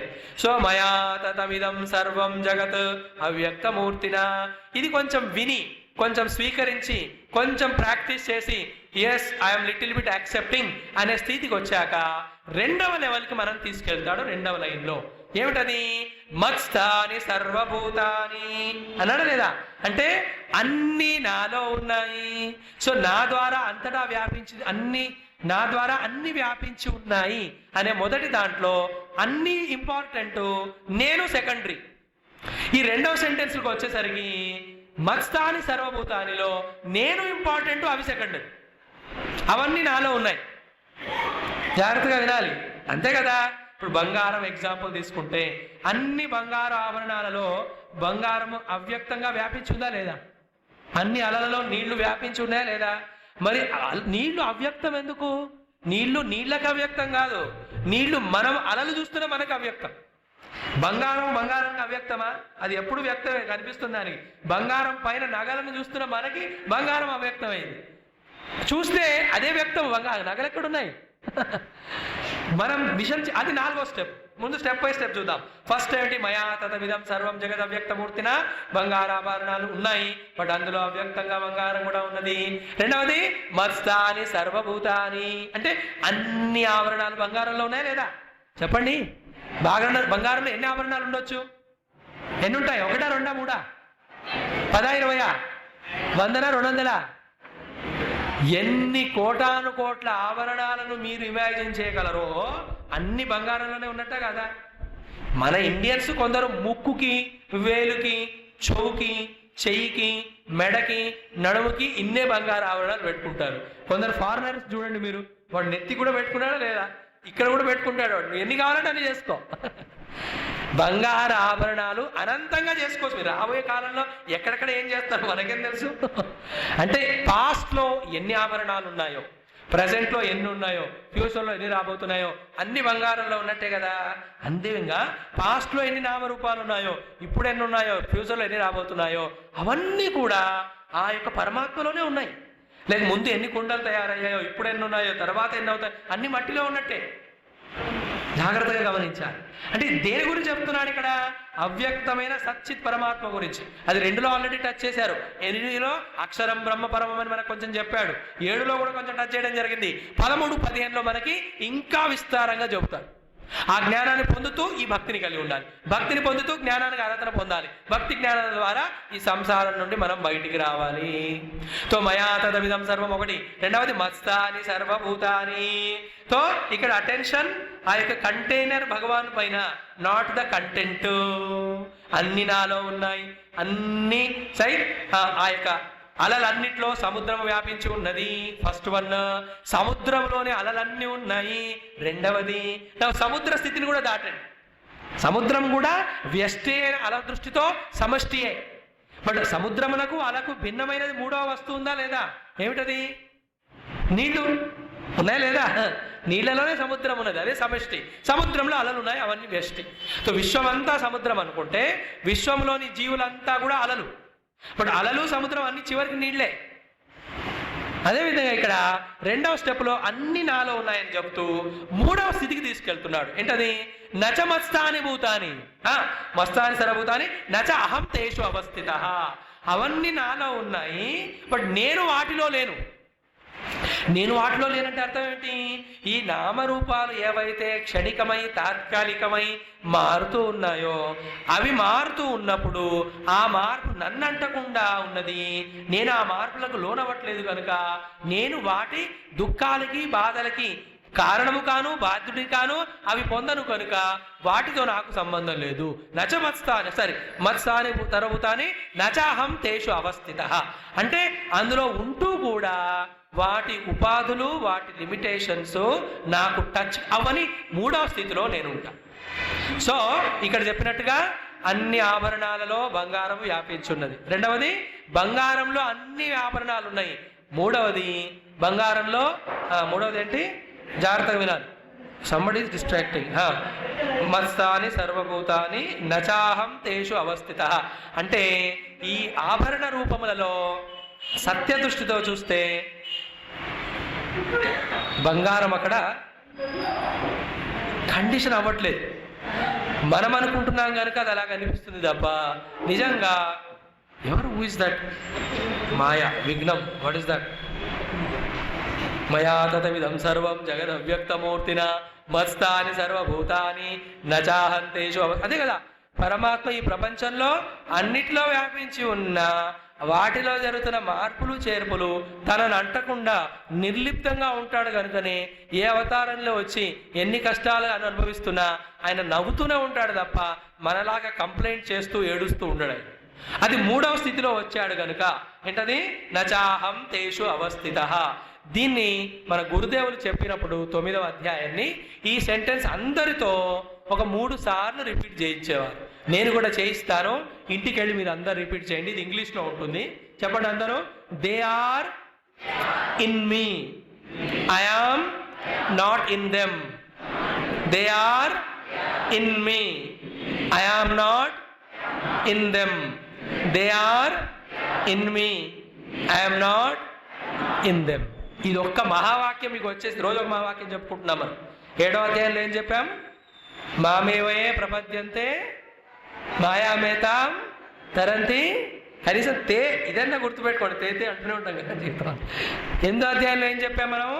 మామనుస్మర యుధ్యచ. ఇక్కడ దే ఆర్ ఇన్ మీ. కామ క్రోధ లోభ మోహాలని నాలో వచ్చాయి. నేను ఇంపార్టెన్స్ ఇస్తే నేను కామిని క్రోధిని అయి తప్పులు చేస్తూ ఉంటాను. అలా కాకుండా అవి నాలో ఉన్నాయి తప్ప నేను వాటిలో లేను అని వాటికి సపోర్ట్ ఇవ్వడం మానేస్తే అవి రావడం మానేస్తాయి. ఆ ఆనందమే వేరు. Let the thoughts come to me. Why should I get distracted by the thoughts? మనమే ఆలోచన పుట్టించి మనమే దానికి బలాన్ని ఇచ్చి మనమే నిర్వీర్యమై ఆ ఆలోచన ద్వారా మనమే గెలవబడి ఓడిపోయి ఏడుస్తున్నాం. నచాహం తేషు అవస్థిత. Out there the thought disturb me. జడమైన నా మనస్సులోని ఆలోచన చైతన్యమైన నన్ను ఎలా ఏడిపిస్తుంది అని ఒకసారి గట్టిగా చెప్పి చూడండి. మనస్సుకి కుయ్ కుయ్ కుయ్ అని వెళ్ళిపోతుంది మనస్సు. ఇప్పుడు మనస్సు గర్జిస్తుంటే మనం కుయ్ కుయ్ అంటున్నాం. మత్స్థాని సర్వభూతాని నచాహంతేషు అవస్థిత. The whole world is supported by me. How dare this world supported by me can disturb me even an iota. That fearless life is called spirituality. అలా ధైర్యంతో కూడిన జ్ఞానంతో కూడిన జీవితం ఆధ్యాత్మికత కానీ భయంతో ఉన్నది కాదు. తో మత్స్థాని సర్వభూతాని నచాహం తేషు అవస్థిత. అవి నాలో ఉన్నాయి కానీ నేను వాటిలో లేను. ఇప్పుడు ఇంకా సూక్ష్మము చేసుకొని మీ కళ్ళని జాగ్రత్తగా పరికిస్తే మనకు కనిపించేది ఏమిటి?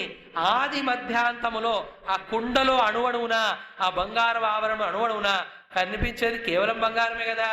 ఆ దృష్టికి వెళ్ళిన తర్వాత 4th సెన్స్ చెప్తున్నాడు ఇక్కడ. నచమత్స్థాని భూతాని. ఇన్ఫ్యాక్ట్ నాలో ప్రపంచము కల్పిస్తే ఉన్నది కానీ ఉంటే ఏడిపిస్తుంది కానీ యాక్చువల్గా కల్పన మానేసి నువ్వు సత్యంగా చూస్తే నేను తప్ప ఏమీ లేదు. ఈ జ్ఞానం వచ్చిన తర్వాత అప్పుడు ఏది చూసినా భగవంతుడు కనుక అప్పుడు పుట్టేది నిజమైన భక్తి. అది కలిగించడానికి మిగతా ఉపాసనలు.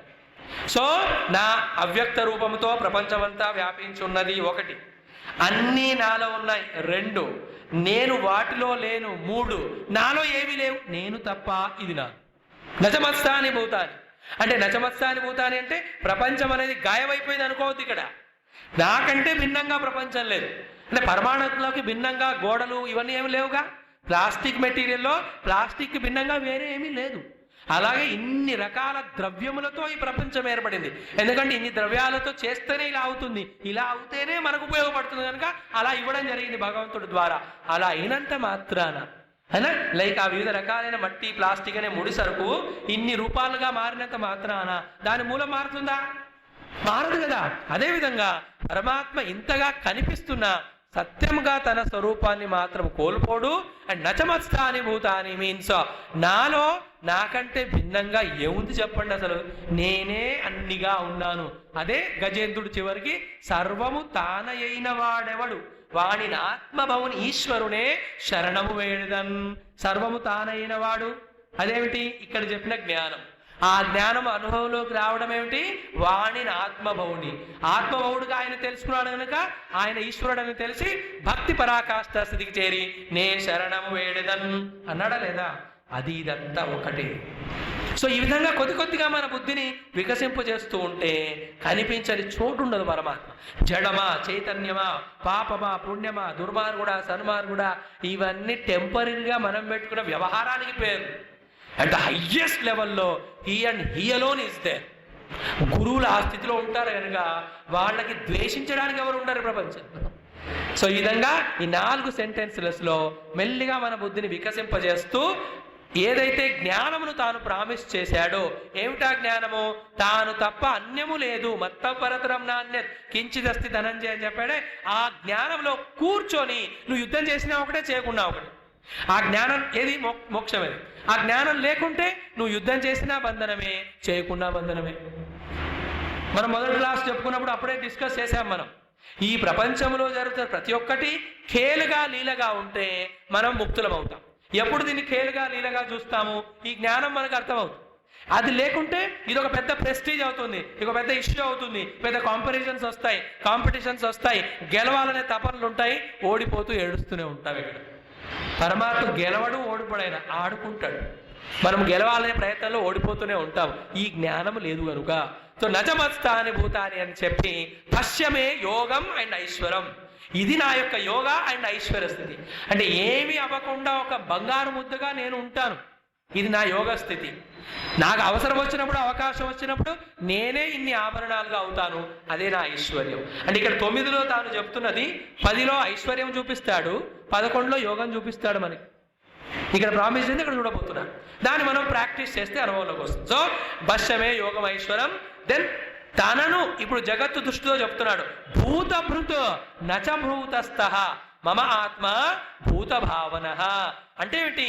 ఈ సమస్త సృష్టికి కారణముగా, కర్తగా, వాటిని భరించేవాడిగా నేను ఉన్నాను. కానీ ఈ సృష్టిలోని ఏది కూడా తన యొక్క లిమిటెడ్ నామరూపములతో, మార్పులతో, నశ్వరత్వముతో నన్ను మాత్రము ఇబ్బంది పెట్టలేవు.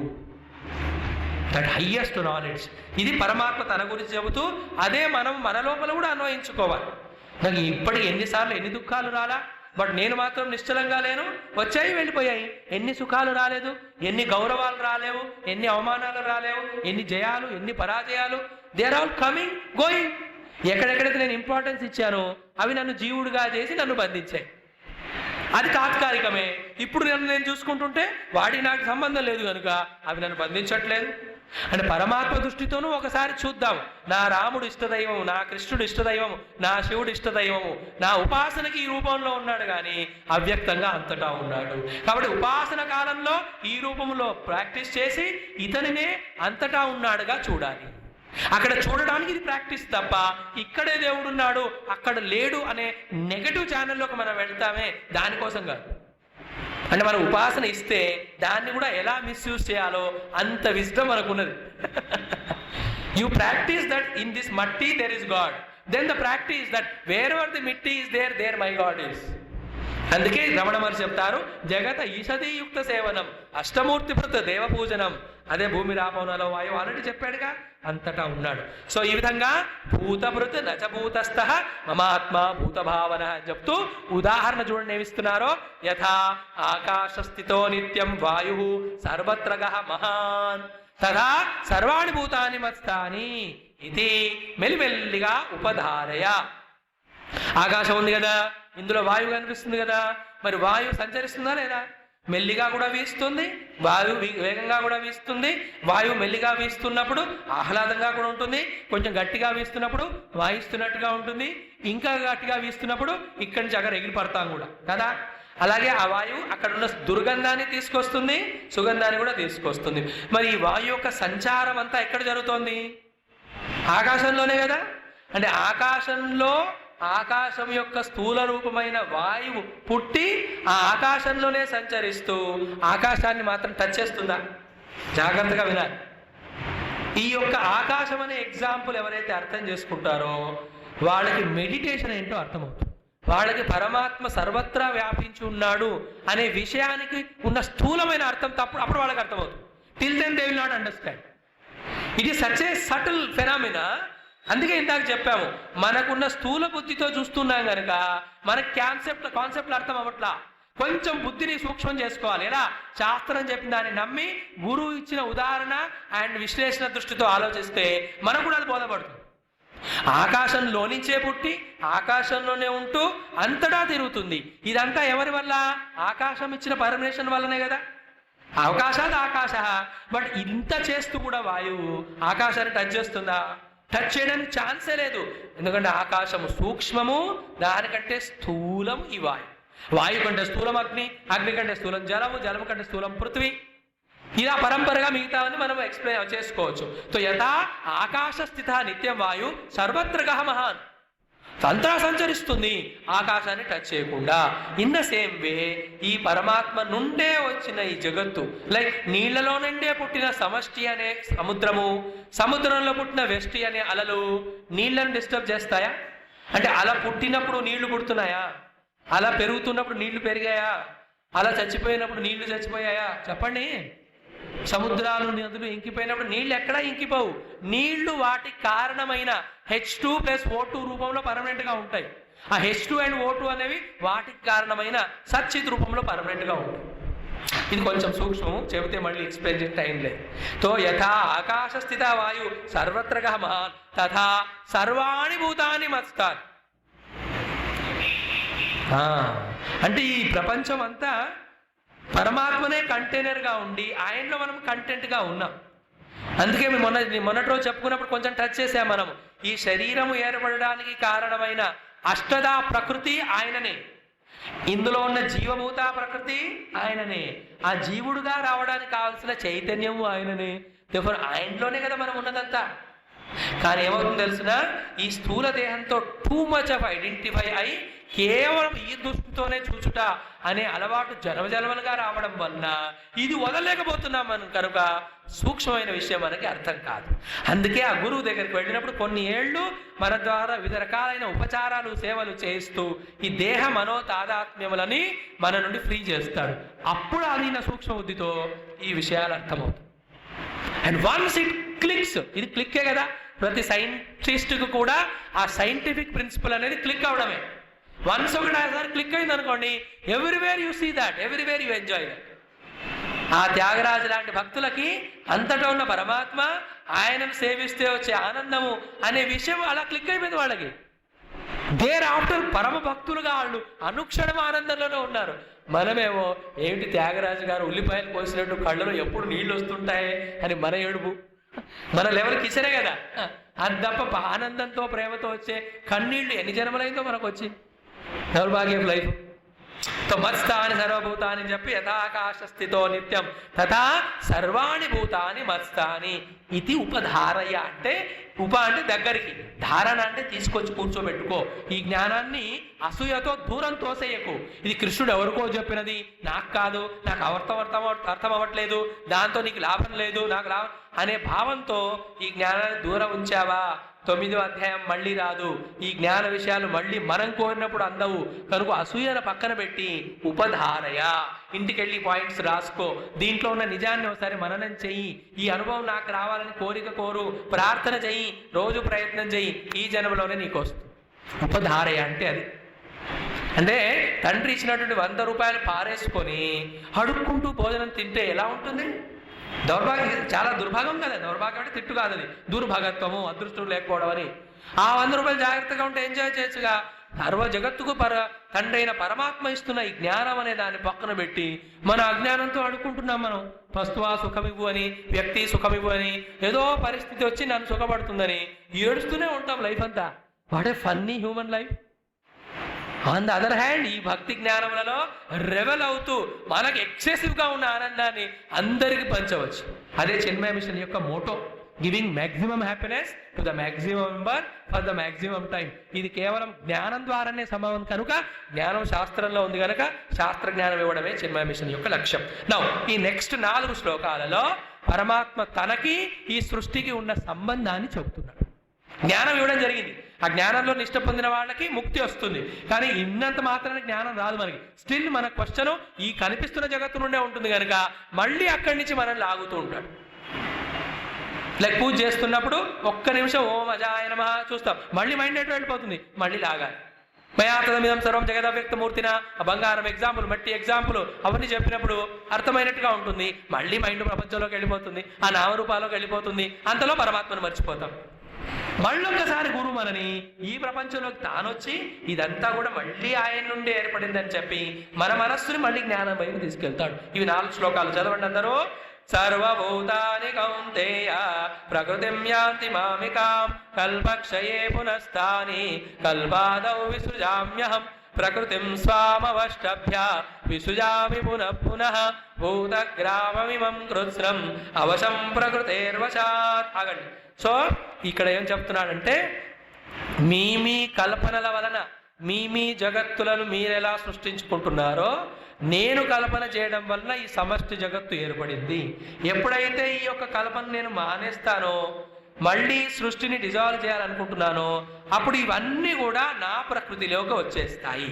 లైక్ మీతో మాట్లాడాలి అని నేను కల్పించినప్పుడు నా ప్రకృతి అయిన ఈ లెక్చరు బయటకు వస్తూ మీరు వింటున్నారు. టైం అయిపోగానే నేను మళ్ళీ విత్డ్రా చేసుకుంటాను కనుక ఈ స్పీచ్ నాలోకి వచ్చేస్తుంది. అలాగే మీ ప్రకృతి అయినటువంటి వినుట అనేది మీరు ప్రయోగిస్తున్నప్పుడు ఈ 1.5 గంట వింటారు. ఆ తర్వాత మెల్లిగా లోపలికి తీసుకుంటారా లేదా? Expand is example. సర్వభూతాన్ని కౌంతేయ ప్రకృతిం యాంతి మామికాం కల్పక్షయే పునః తాని కల్పాదౌ విసృజామి. మళ్ళీ కల్పం వచ్చినప్పుడు మళ్ళీ సృష్టిస్తుంటాను అని చెప్తూ ప్రకృతిం స్వామవష్టభ్య విసృజామి పునః పునః.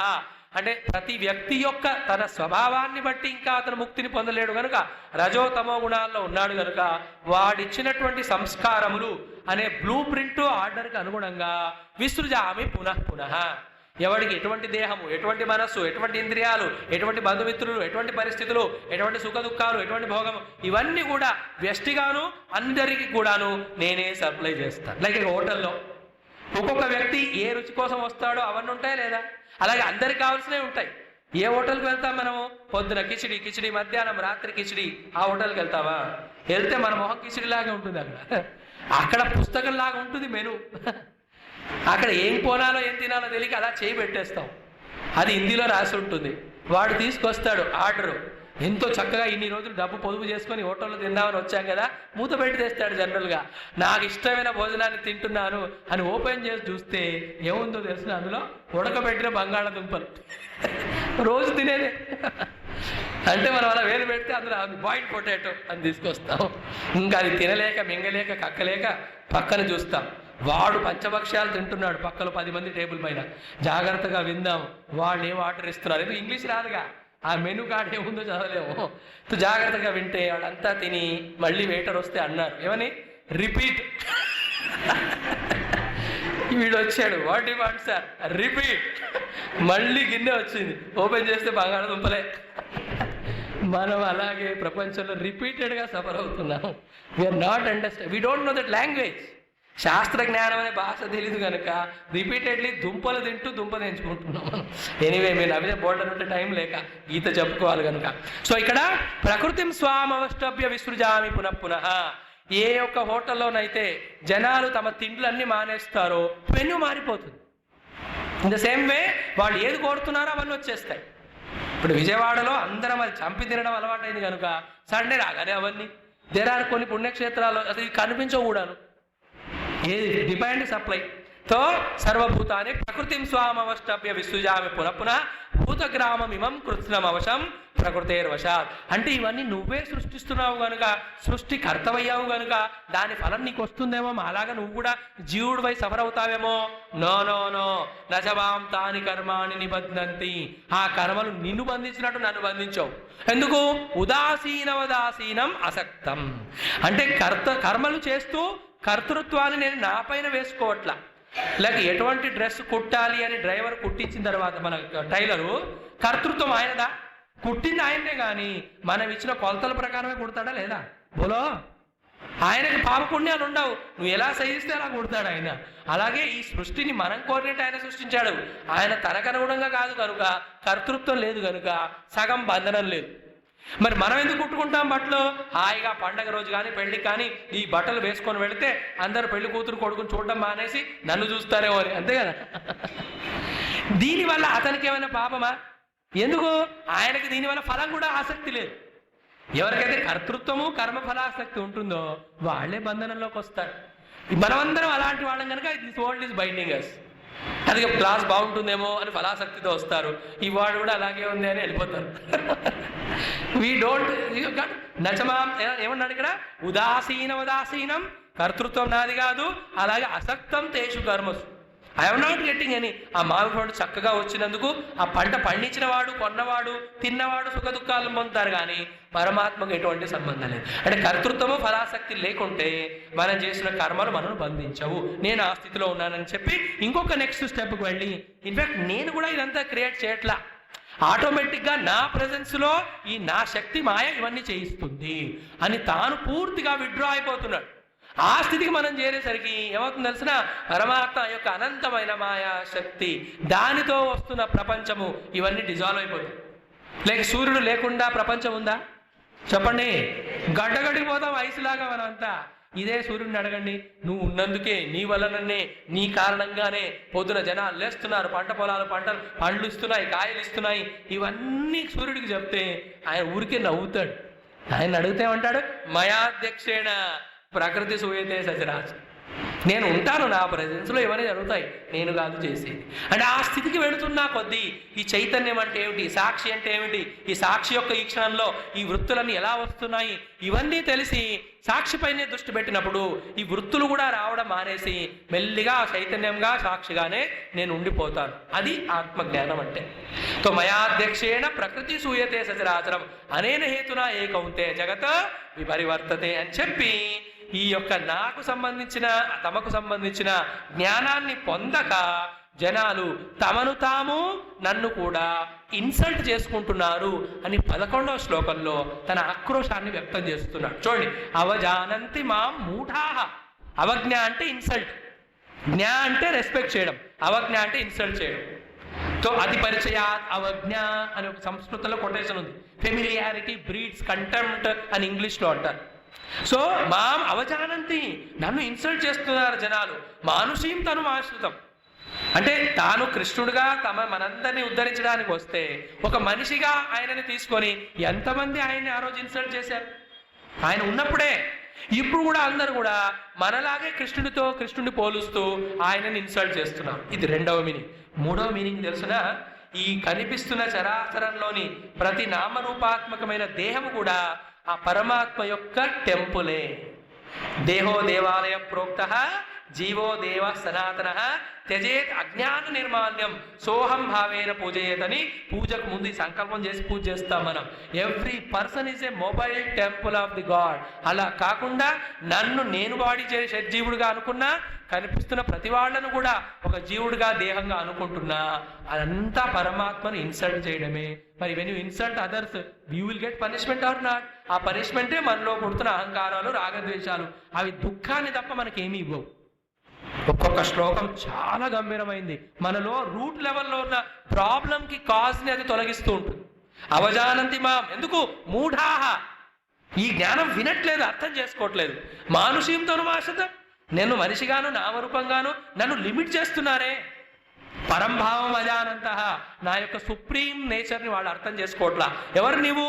మమ భూత Maheshwaram, I'm the Maha Ishwar of the whole world. I'm not a part of the world, I'm the creator, sustainer and dissolver the world, I'm untouched by the world. అది తెలియకుండా పరమాత్మని మనని ఇన్సల్ట్ చేస్తూ సఫర్ అవుతున్నాం అని చెప్పి ఇలా స్వరూపముగా తత్వముగా మయాతత విధంగాను ఇక్కడ నచమస్తాని భూతాని గాను పరమాత్మని ఎవరైతే చూడరో, ఈ పరమాత్మలో జగత్తును ఆరోపిస్తారో, అందులో పరమాత్మకు భిన్నమైన నామరూపాలు చూస్తూ మనస్సులో క్షోభాన్ని తెచ్చుకుంటారో, వాళ్ళ మనస్సులో ఎన్ని రకాలైన చిత్ర విచిత్రమైన ఆలోచనలు వస్తాయి. వాడు ఎలా జీవితాన్ని వ్యర్థం చేసుకుంటారో ఈ 12లో చెప్పారు. మోఘాశాహ, వాళ్ళ ఆశలన్నీ మోఘమే. మోఘం అంటే వ్యర్థం. ఎన్ని ఆశలతో ప్రపంచంలోకి వచ్చి ఆశ నిరాశేనా అని ఏడుస్తూనే పోతాం. ఆశలే మోగం అయినప్పుడు, వ్యర్థమైనప్పుడు మనం చేస్తున్న కర్మలన్నీ కూడా మోగమే కదా. మోఘాశాహ మోగ కర్మాణ, మళ్ళీ ఇక్కడ దొరకలేదు ఇంకో చోట ట్రై చేస్తానని మోగ జ్ఞాన. చివరికి ఏంటి? విచేతసహ, చేతస్సులో చంచలత్వమే, ఆ చింతలకు లోనవుతూ ఉంటారు. అండ్ చివరికి ఏదేమైనా సరే ఈ ప్రపంచాన్ని నేను సాధిస్తా, దాన్ని పొందుతా, దానిలో సుఖం లేదని అది 100 సార్లు ప్రూవ్ చేస్తున్నా, తప్పకుండా ఆ ప్రపంచాన్ని పొంది దాన్ని పీల్చి పిప్పి చేసి అందులో ఉన్న సుఖాన్ని నేను పొందుతా అనే ప్రయత్నంతో మననున్న ధర్మము మానవత్వం అంతా పోయి మనం ఎలా ప్రవర్తిస్తామో అది 2వ లైన్లో చెప్తున్నాడు చూడండి. రాక్షసీం ఆసురీం చైవ ప్రకృతి మోహినీం శ్రితాః. మనల్ని మోహింపచేసేటువంటి ఈ రాక్షసి ఆసురీ ప్రకృతి వాళ్ళలోకి వచ్చేస్తుంది. ఈ ఆసురీ ప్రకృతి దైవీ ప్రకృతి మనకు మళ్ళీ 16వ అధ్యాయంలో చెప్తారు. It will not be missed. ఏంటి డివైన్ క్వాలిటీస్, డెవిలిష్ క్వాలిటీస్ ఏంటో. అంటే ఇప్పుడున్న మన మనస్సులో ఈ రాగద్వేష కామక్రోధాలు, అందరిని చంపేద్దాం, అందరిని మోసం చేద్దాం, తెలివిగా మోసం చేసి వాడి సొమ్ము నాదిగా లాక్కుందాం అనే కదా ప్రతి ఒక్కరు ట్రై చేస్తున్నారు. అందులో మోగాశలే. వాడిని మోసం చేస్తున్నట్టుగా ఫీల్ అయ్యి నేనే మోసపోతున్నాను. ఇవన్నీ ఎందుకు వస్తున్నాయి? సర్వవ్యాపకమైన పరమాత్మను చూస్తూ ప్రేమగా ఏకత్వంతో సామరస్యంతో కరుణతో ఉండడం అనే మెచ్యూరిటీ మనకు లేదు కనుక కనీసం పశువులైనా అవి కడుపు నిండిన తర్వాత వదిలేసిపోతాయి కదా. సింహం కడుపు నిండాక ఏ జింకలైతే అది చంపిందో అది తోడేళ్లకు వాటికి వదిలేసిపోదు. మనుషులు తాము కడుపు నింపుకొని ఇంకా కావలసింది ప్యాక్ చేసుకొని వేరే వాడి ప్లేట్లో కూడా లాక్కొని వాడి ఇవ్వకుంటే వాడిని తన్ని.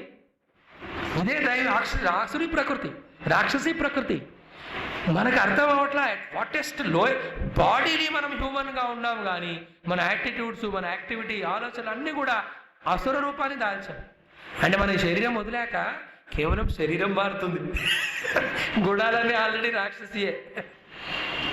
అలా కాకుండా ఎవరైతే ఎప్పటిదాకా చెప్పిన జ్ఞానాన్ని అర్థం చేసుకుంటారో వాళ్ళు ఆసురీ ప్రకృతి కాదు, దైవీ ప్రకృతిలో ఉన్నవాళ్ళు. వాళ్ళ గురించి వచ్చే శ్లోకంలో చెప్తున్నారు చూడండి. మహాత్మానస్తు మాం పార్థ దైవీం ప్రకృతి ఆశ్రిత. ఎవరైతే దైవీ ప్రకృతిని పొంది ఉంటారో వాళ్ళు మహాత్ములు ఏం చేస్తారు? వాళ్ళు భజంతి, వాళ్ళు నా భజనని చేస్తారు. ఎలా నా భజన చేస్తారు, ఎన్ని రకాలుగా చేస్తారు, ఈ నెక్స్ట్ 3 శ్లోకాల్లో చెప్పబోతున్నారు. ఇక్కడి నుంచి భక్తి స్టార్ట్. ఇప్పటిదాకా భక్తికి కారణమైన భగవత్ సంబంధమైన మన బుద్ధిలో కూర్చోవలసిన జ్ఞానం, ఆ జ్ఞానం వస్తే ఇక్కడి నుంచి భక్తి వస్తుంది. భజంతి, నా భజన అప్పుడు చేస్తారు. అంటే నా భజన అప్పుడు చేస్తారంటే చేతులు అవి పట్టుకొని భజన చేయడం కాదు. ఆ తర్వాత వాడు ఏం చేసినా అది నా భజన అవుతుంది. ఎందుకు? వాళ్ళకి అర్థమైపోయింది ఇప్పుడు నేనంటే ఏమిటి, నేను ఏ విధంగా ప్రపంచాన్ని సపోర్ట్ చేస్తున్నాను, నేను లేకుండా ప్రపంచం ఉండదు అనే నా జ్ఞానం వచ్చింది కనుక వాట్ ఎవర్ దే డూ భజన and they do nothing but భజన.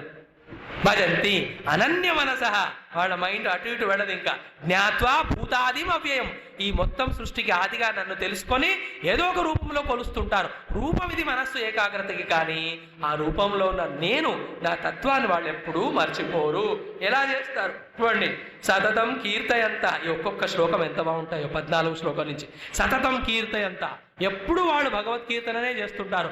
యతంతః, ప్రయత్నముతో వాళ్ళు నేర్చుకొని పాటలు పాడతారు, నేర్చుకొని పరమాత్మకు పూలు అల్లుతారు, నేర్చుకొని పరమాత్మగా ముగ్గులు వేస్తారు, నేర్చుకొని పరమాత్మకి నైవేద్యం చేస్తారు తప్ప నాకు రాదు, నేను చెయ్యను, నాకు వద్దు, నాకు వద్దు. లైఫ్ అంతా ఇదే. మన ఆర్గనైజేషన్స్కి మనం వెళుతాము పూర్వజన్మ అదృష్టం వల్ల. ఆ గురువు గారు ఏదో మన పని చెప్తే చివరికి ఆ గురువు గారే చేసుకోవాలా. యతంతశ్చ, they put all their efforts and సాధనమైన పనులు సమకూరు ధరలోన. భక్తుడు ప్రయత్నంతో మొక్కలు నాటి దాన్ని చక్కగా పెరిగేలా చేసి ఆ చెట్టుకు వచ్చిన పువ్వుని పరమాత్మకు అర్పిస్తాడు. దాన్ని భక్తి అంటారు. కానీ ఏదో పక్కింట్లో కొట్టేసి ఏది పొద్దున లేచి భగవద్ ధ్యానానికి కాదు లేచేది, మనం పాల ప్యాకెట్ తెస్తూ మధ్యలో పక్కిట్లో పూలు తెచ్చుకోవడం. సతతం కీర్తయంత what a joyful life it is. యతంతశ్చ అండ్ దృఢవ్రతా, వాళ్ళ వ్రతము ఆ వ్రతం దృఢంగా ఉంటుంది. ఏదేమైనా ఈ జన్మలో భగవంతుడిని సాక్షాత్కరించుకుంటాను, దానికి నా గురువు ఇచ్చిన ఉపాయము ఇదో, ఈ జపము, ఈ భజన, ఈ ఉపాసన, ఈ స్తోత్రము, ఈ పూజ, ఈ ధ్యానం, అది చేస్తాను. దెన్ నమస్యంత్యష్టమా భక్త్యా, వాళ్ళ హృదయంలో ఎంత భక్తి ఉంటుందంటే ఇంటి నుంచే వాళ్ళు పరమాత్మకు నమస్కారం చేస్తూ వస్తారు. పరమాత్మ ముందుకు వచ్చాక వాళ్ళ కళ్ళు మూతబడి లోపలున్న పరమాత్మ అనుభవం వాళ్ళకు వస్తుంది. వాళ్ళు మిగతా వాళ్ళని తోసేసి లైన్లో అందరికంటే ముందు వెళ్ళరు. నమస్యంత్యష్టమా భక్త్యా అండ్ నిత్యయుక్త, ఇవన్నీ కలిపితే ఉపాసతే, ఇవన్నీ కలిపి ఉపాసతే అంట. అది ఎలా చేస్తారు కూడా, జ్ఞానయజ్ఞేన చాపి అన్యే, ఇవన్నీ రకరకాల నామరూపాలతో ఉపాసన. ఇక్కడ మనం గత 7 రోజులుగా చేస్తుందంటే జ్ఞానయజ్ఞ ఉపాసన. పరమాత్మ లేడు అనే అజ్ఞానాన్ని ఆయన అంతటా ఉన్నాడనే జ్ఞానాగ్నిలో ఆహుతి చేస్తున్నాము. అందుకే ఇది గీతా జ్ఞానయజ్ఞ త్రిసప్తాహం. జ్ఞానయజ్ఞేన చాప్యన్యే యజంతః మా ఉపాసతే ఏకత్వేన పృథక్త్వేన బహుధా అండ్ విశ్వతోముఖం, అంటే ఏకమైన బ్రహ్మరూపంలోనూ, పృథక్గా జీవుడు ఈశ్వరుడు రూపంలోను, బహుదా ఇన్ని రకాల జీవుల రూపంలోను, విశ్వద అంటే ఈవెన్ జడ రూపంలో. శబ్దాలకు చాలా అర్థాలు ఉంటాయి, ఇంత అర్థం చేసుకుంటే చాలు. ఈ విధంగా ఈ పరమాత్మ జ్ఞానం పొందిన వాళ్ళు తమ ఉపాసనని ఎంతగా పెంచుకుంటారయ్యా అంటే వాళ్ళకి జడం అనేది ఉన్నట్టుగా ఉండదు. వాళ్ళ వేసుకునే చెప్పులను కూడా గౌరవంగా చూస్తారు.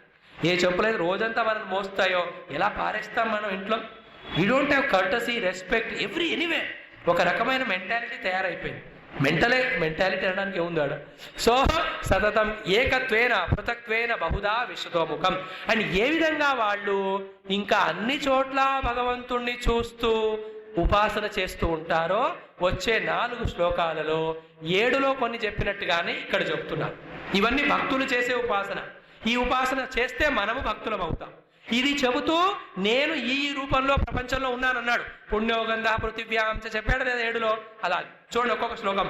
అహం క్రతుః, అహం యజ్ఞః, స్వదా అహం, అహం ఔషధం, మంత్ర అహం, అహమేవ ఆజ్యం, అహం అగ్నిః, అహం హుతం, పితా అహం అస్య, మాతః అహం, ధాతా అహం, పితామహ అహం, వేద్యం అహం, పవిత్రం ఓంకారం అహం, రుక్ అహం, సామః అహం, యజు అహం, గతి అహం, భర్త అహం, ప్రభు అహం, సాక్షి అహం, నివాస అహం, శరణం అహం, సుహృత్ అహం.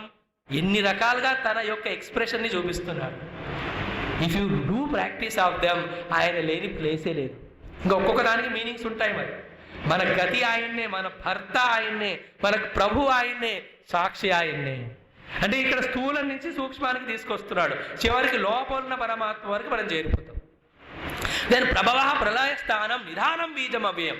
ఫర్ ద హోల్ వరల్డ్ ఆ యొక్క బీజం ఒకటి ఉంటుంది శాశ్వతంగా, అది నా నుంచే వస్తుంది. దట్ బీజం is called ness, that sweetness in the sweet. మనం తిన్నాం స్వీటు, లోపలికి వెళ్ళిపోయింది. ఎక్కడికి పోయింది ఆ తర్వాత? ఆ ఫైర్నెస్ ఇన్ ద ఫైర్. ఫైర్ పెంచయ్యాక ఎక్కడ పోయింది? తన తత్వంలోకి వెళ్ళిపోయింది. ఏంటి ఆ తత్వం? పరమాత్మనే. So for everything the root cause ఆయన్నే.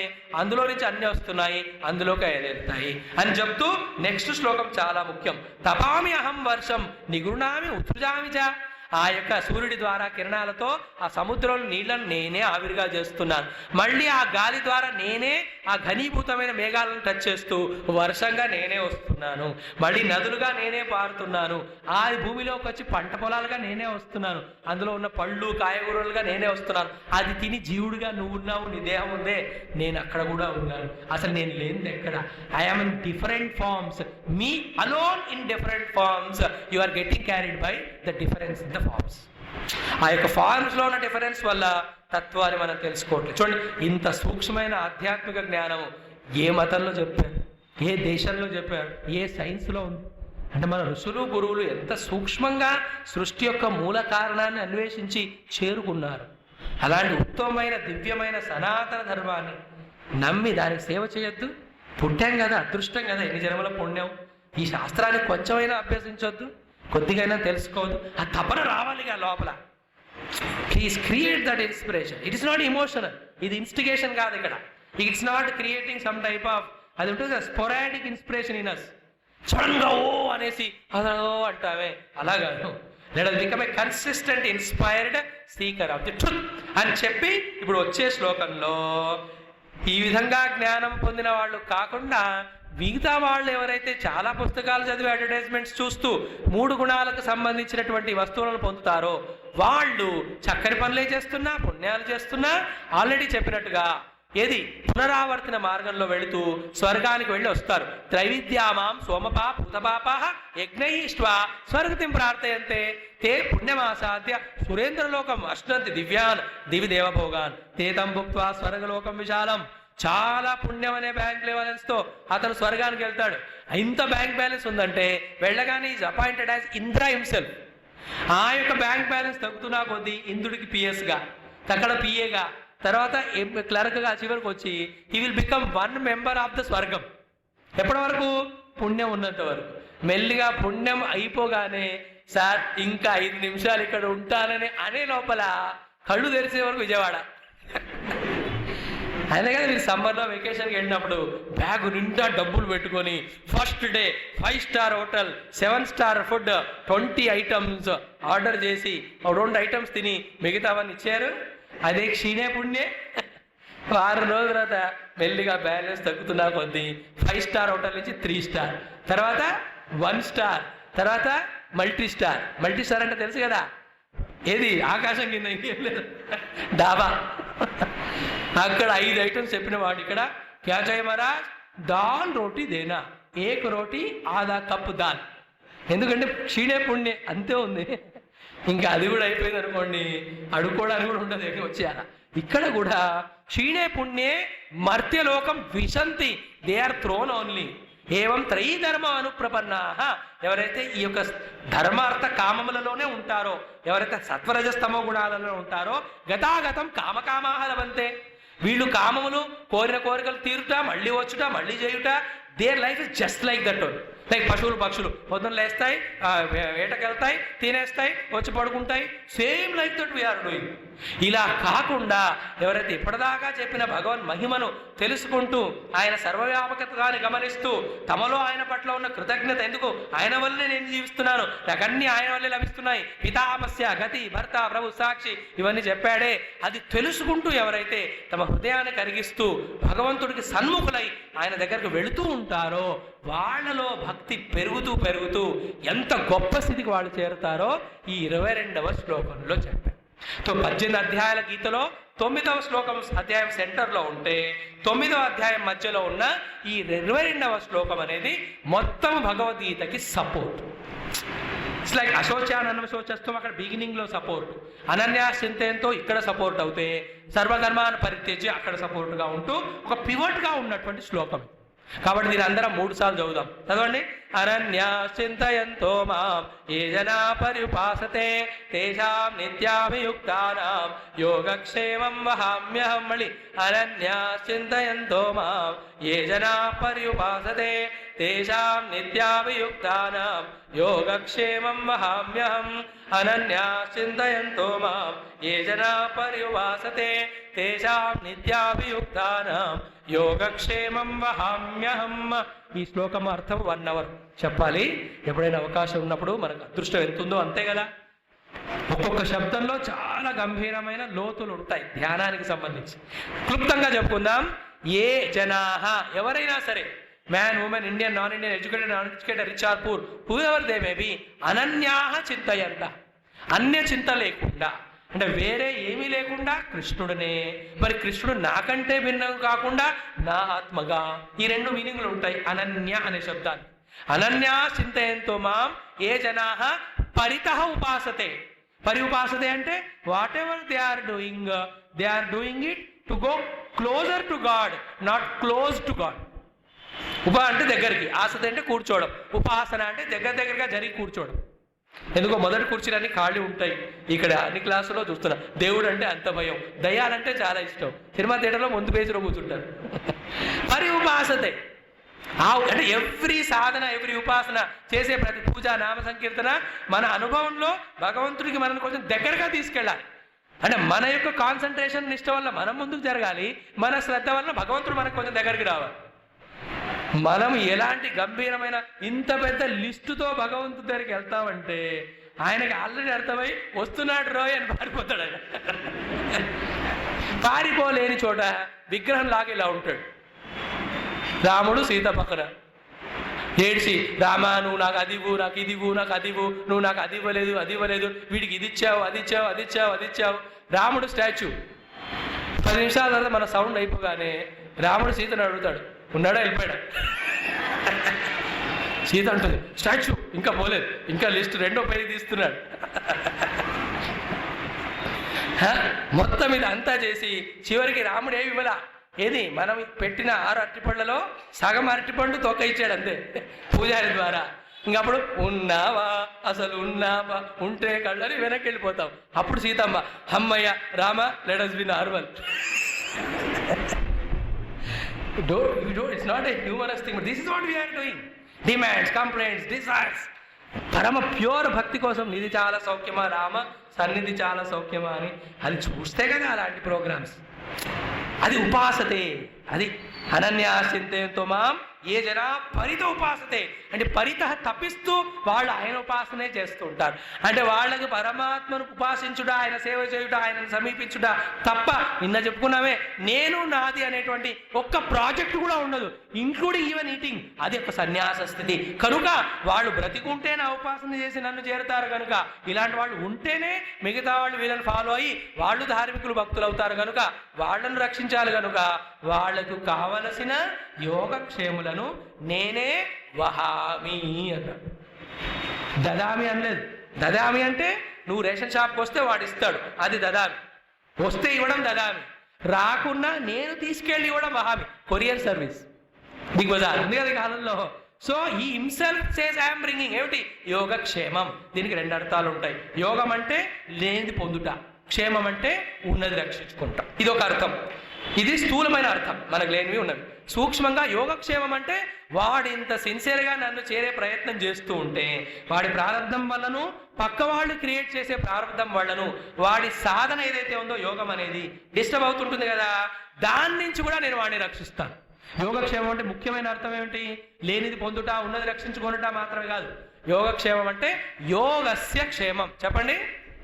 వాడు కర్మయోగం చేసినా దాన్ని రక్షిస్తాను, వాడు భక్తి యోగం చేసినా రక్షిస్తాను, వాడు అష్టాంగం చేసినా రక్షిస్తాను. వాడు ఏ ఉపాసనలు చేస్తున్నాడో విఘ్నాలు వాడికంటే ముందు వెళ్ళి నేను తొలగిస్తూ వాడి పాతను క్లియర్ చేస్తున్నాను. ఐదర్ అవుట్ సైడ్ విఘ్నములు ఐ విల్ రిమూవ్, ఆర్ లోపల వాడికి స్ట్రెంత్ ఇచ్చి అది జంపు చేయలాగా చేస్తాను. వాడిని మాత్రం ఆపకుండా తీసుకెళ్తాను. బట్ వాళ్ళు చేయాల్సింది ఏమిటి?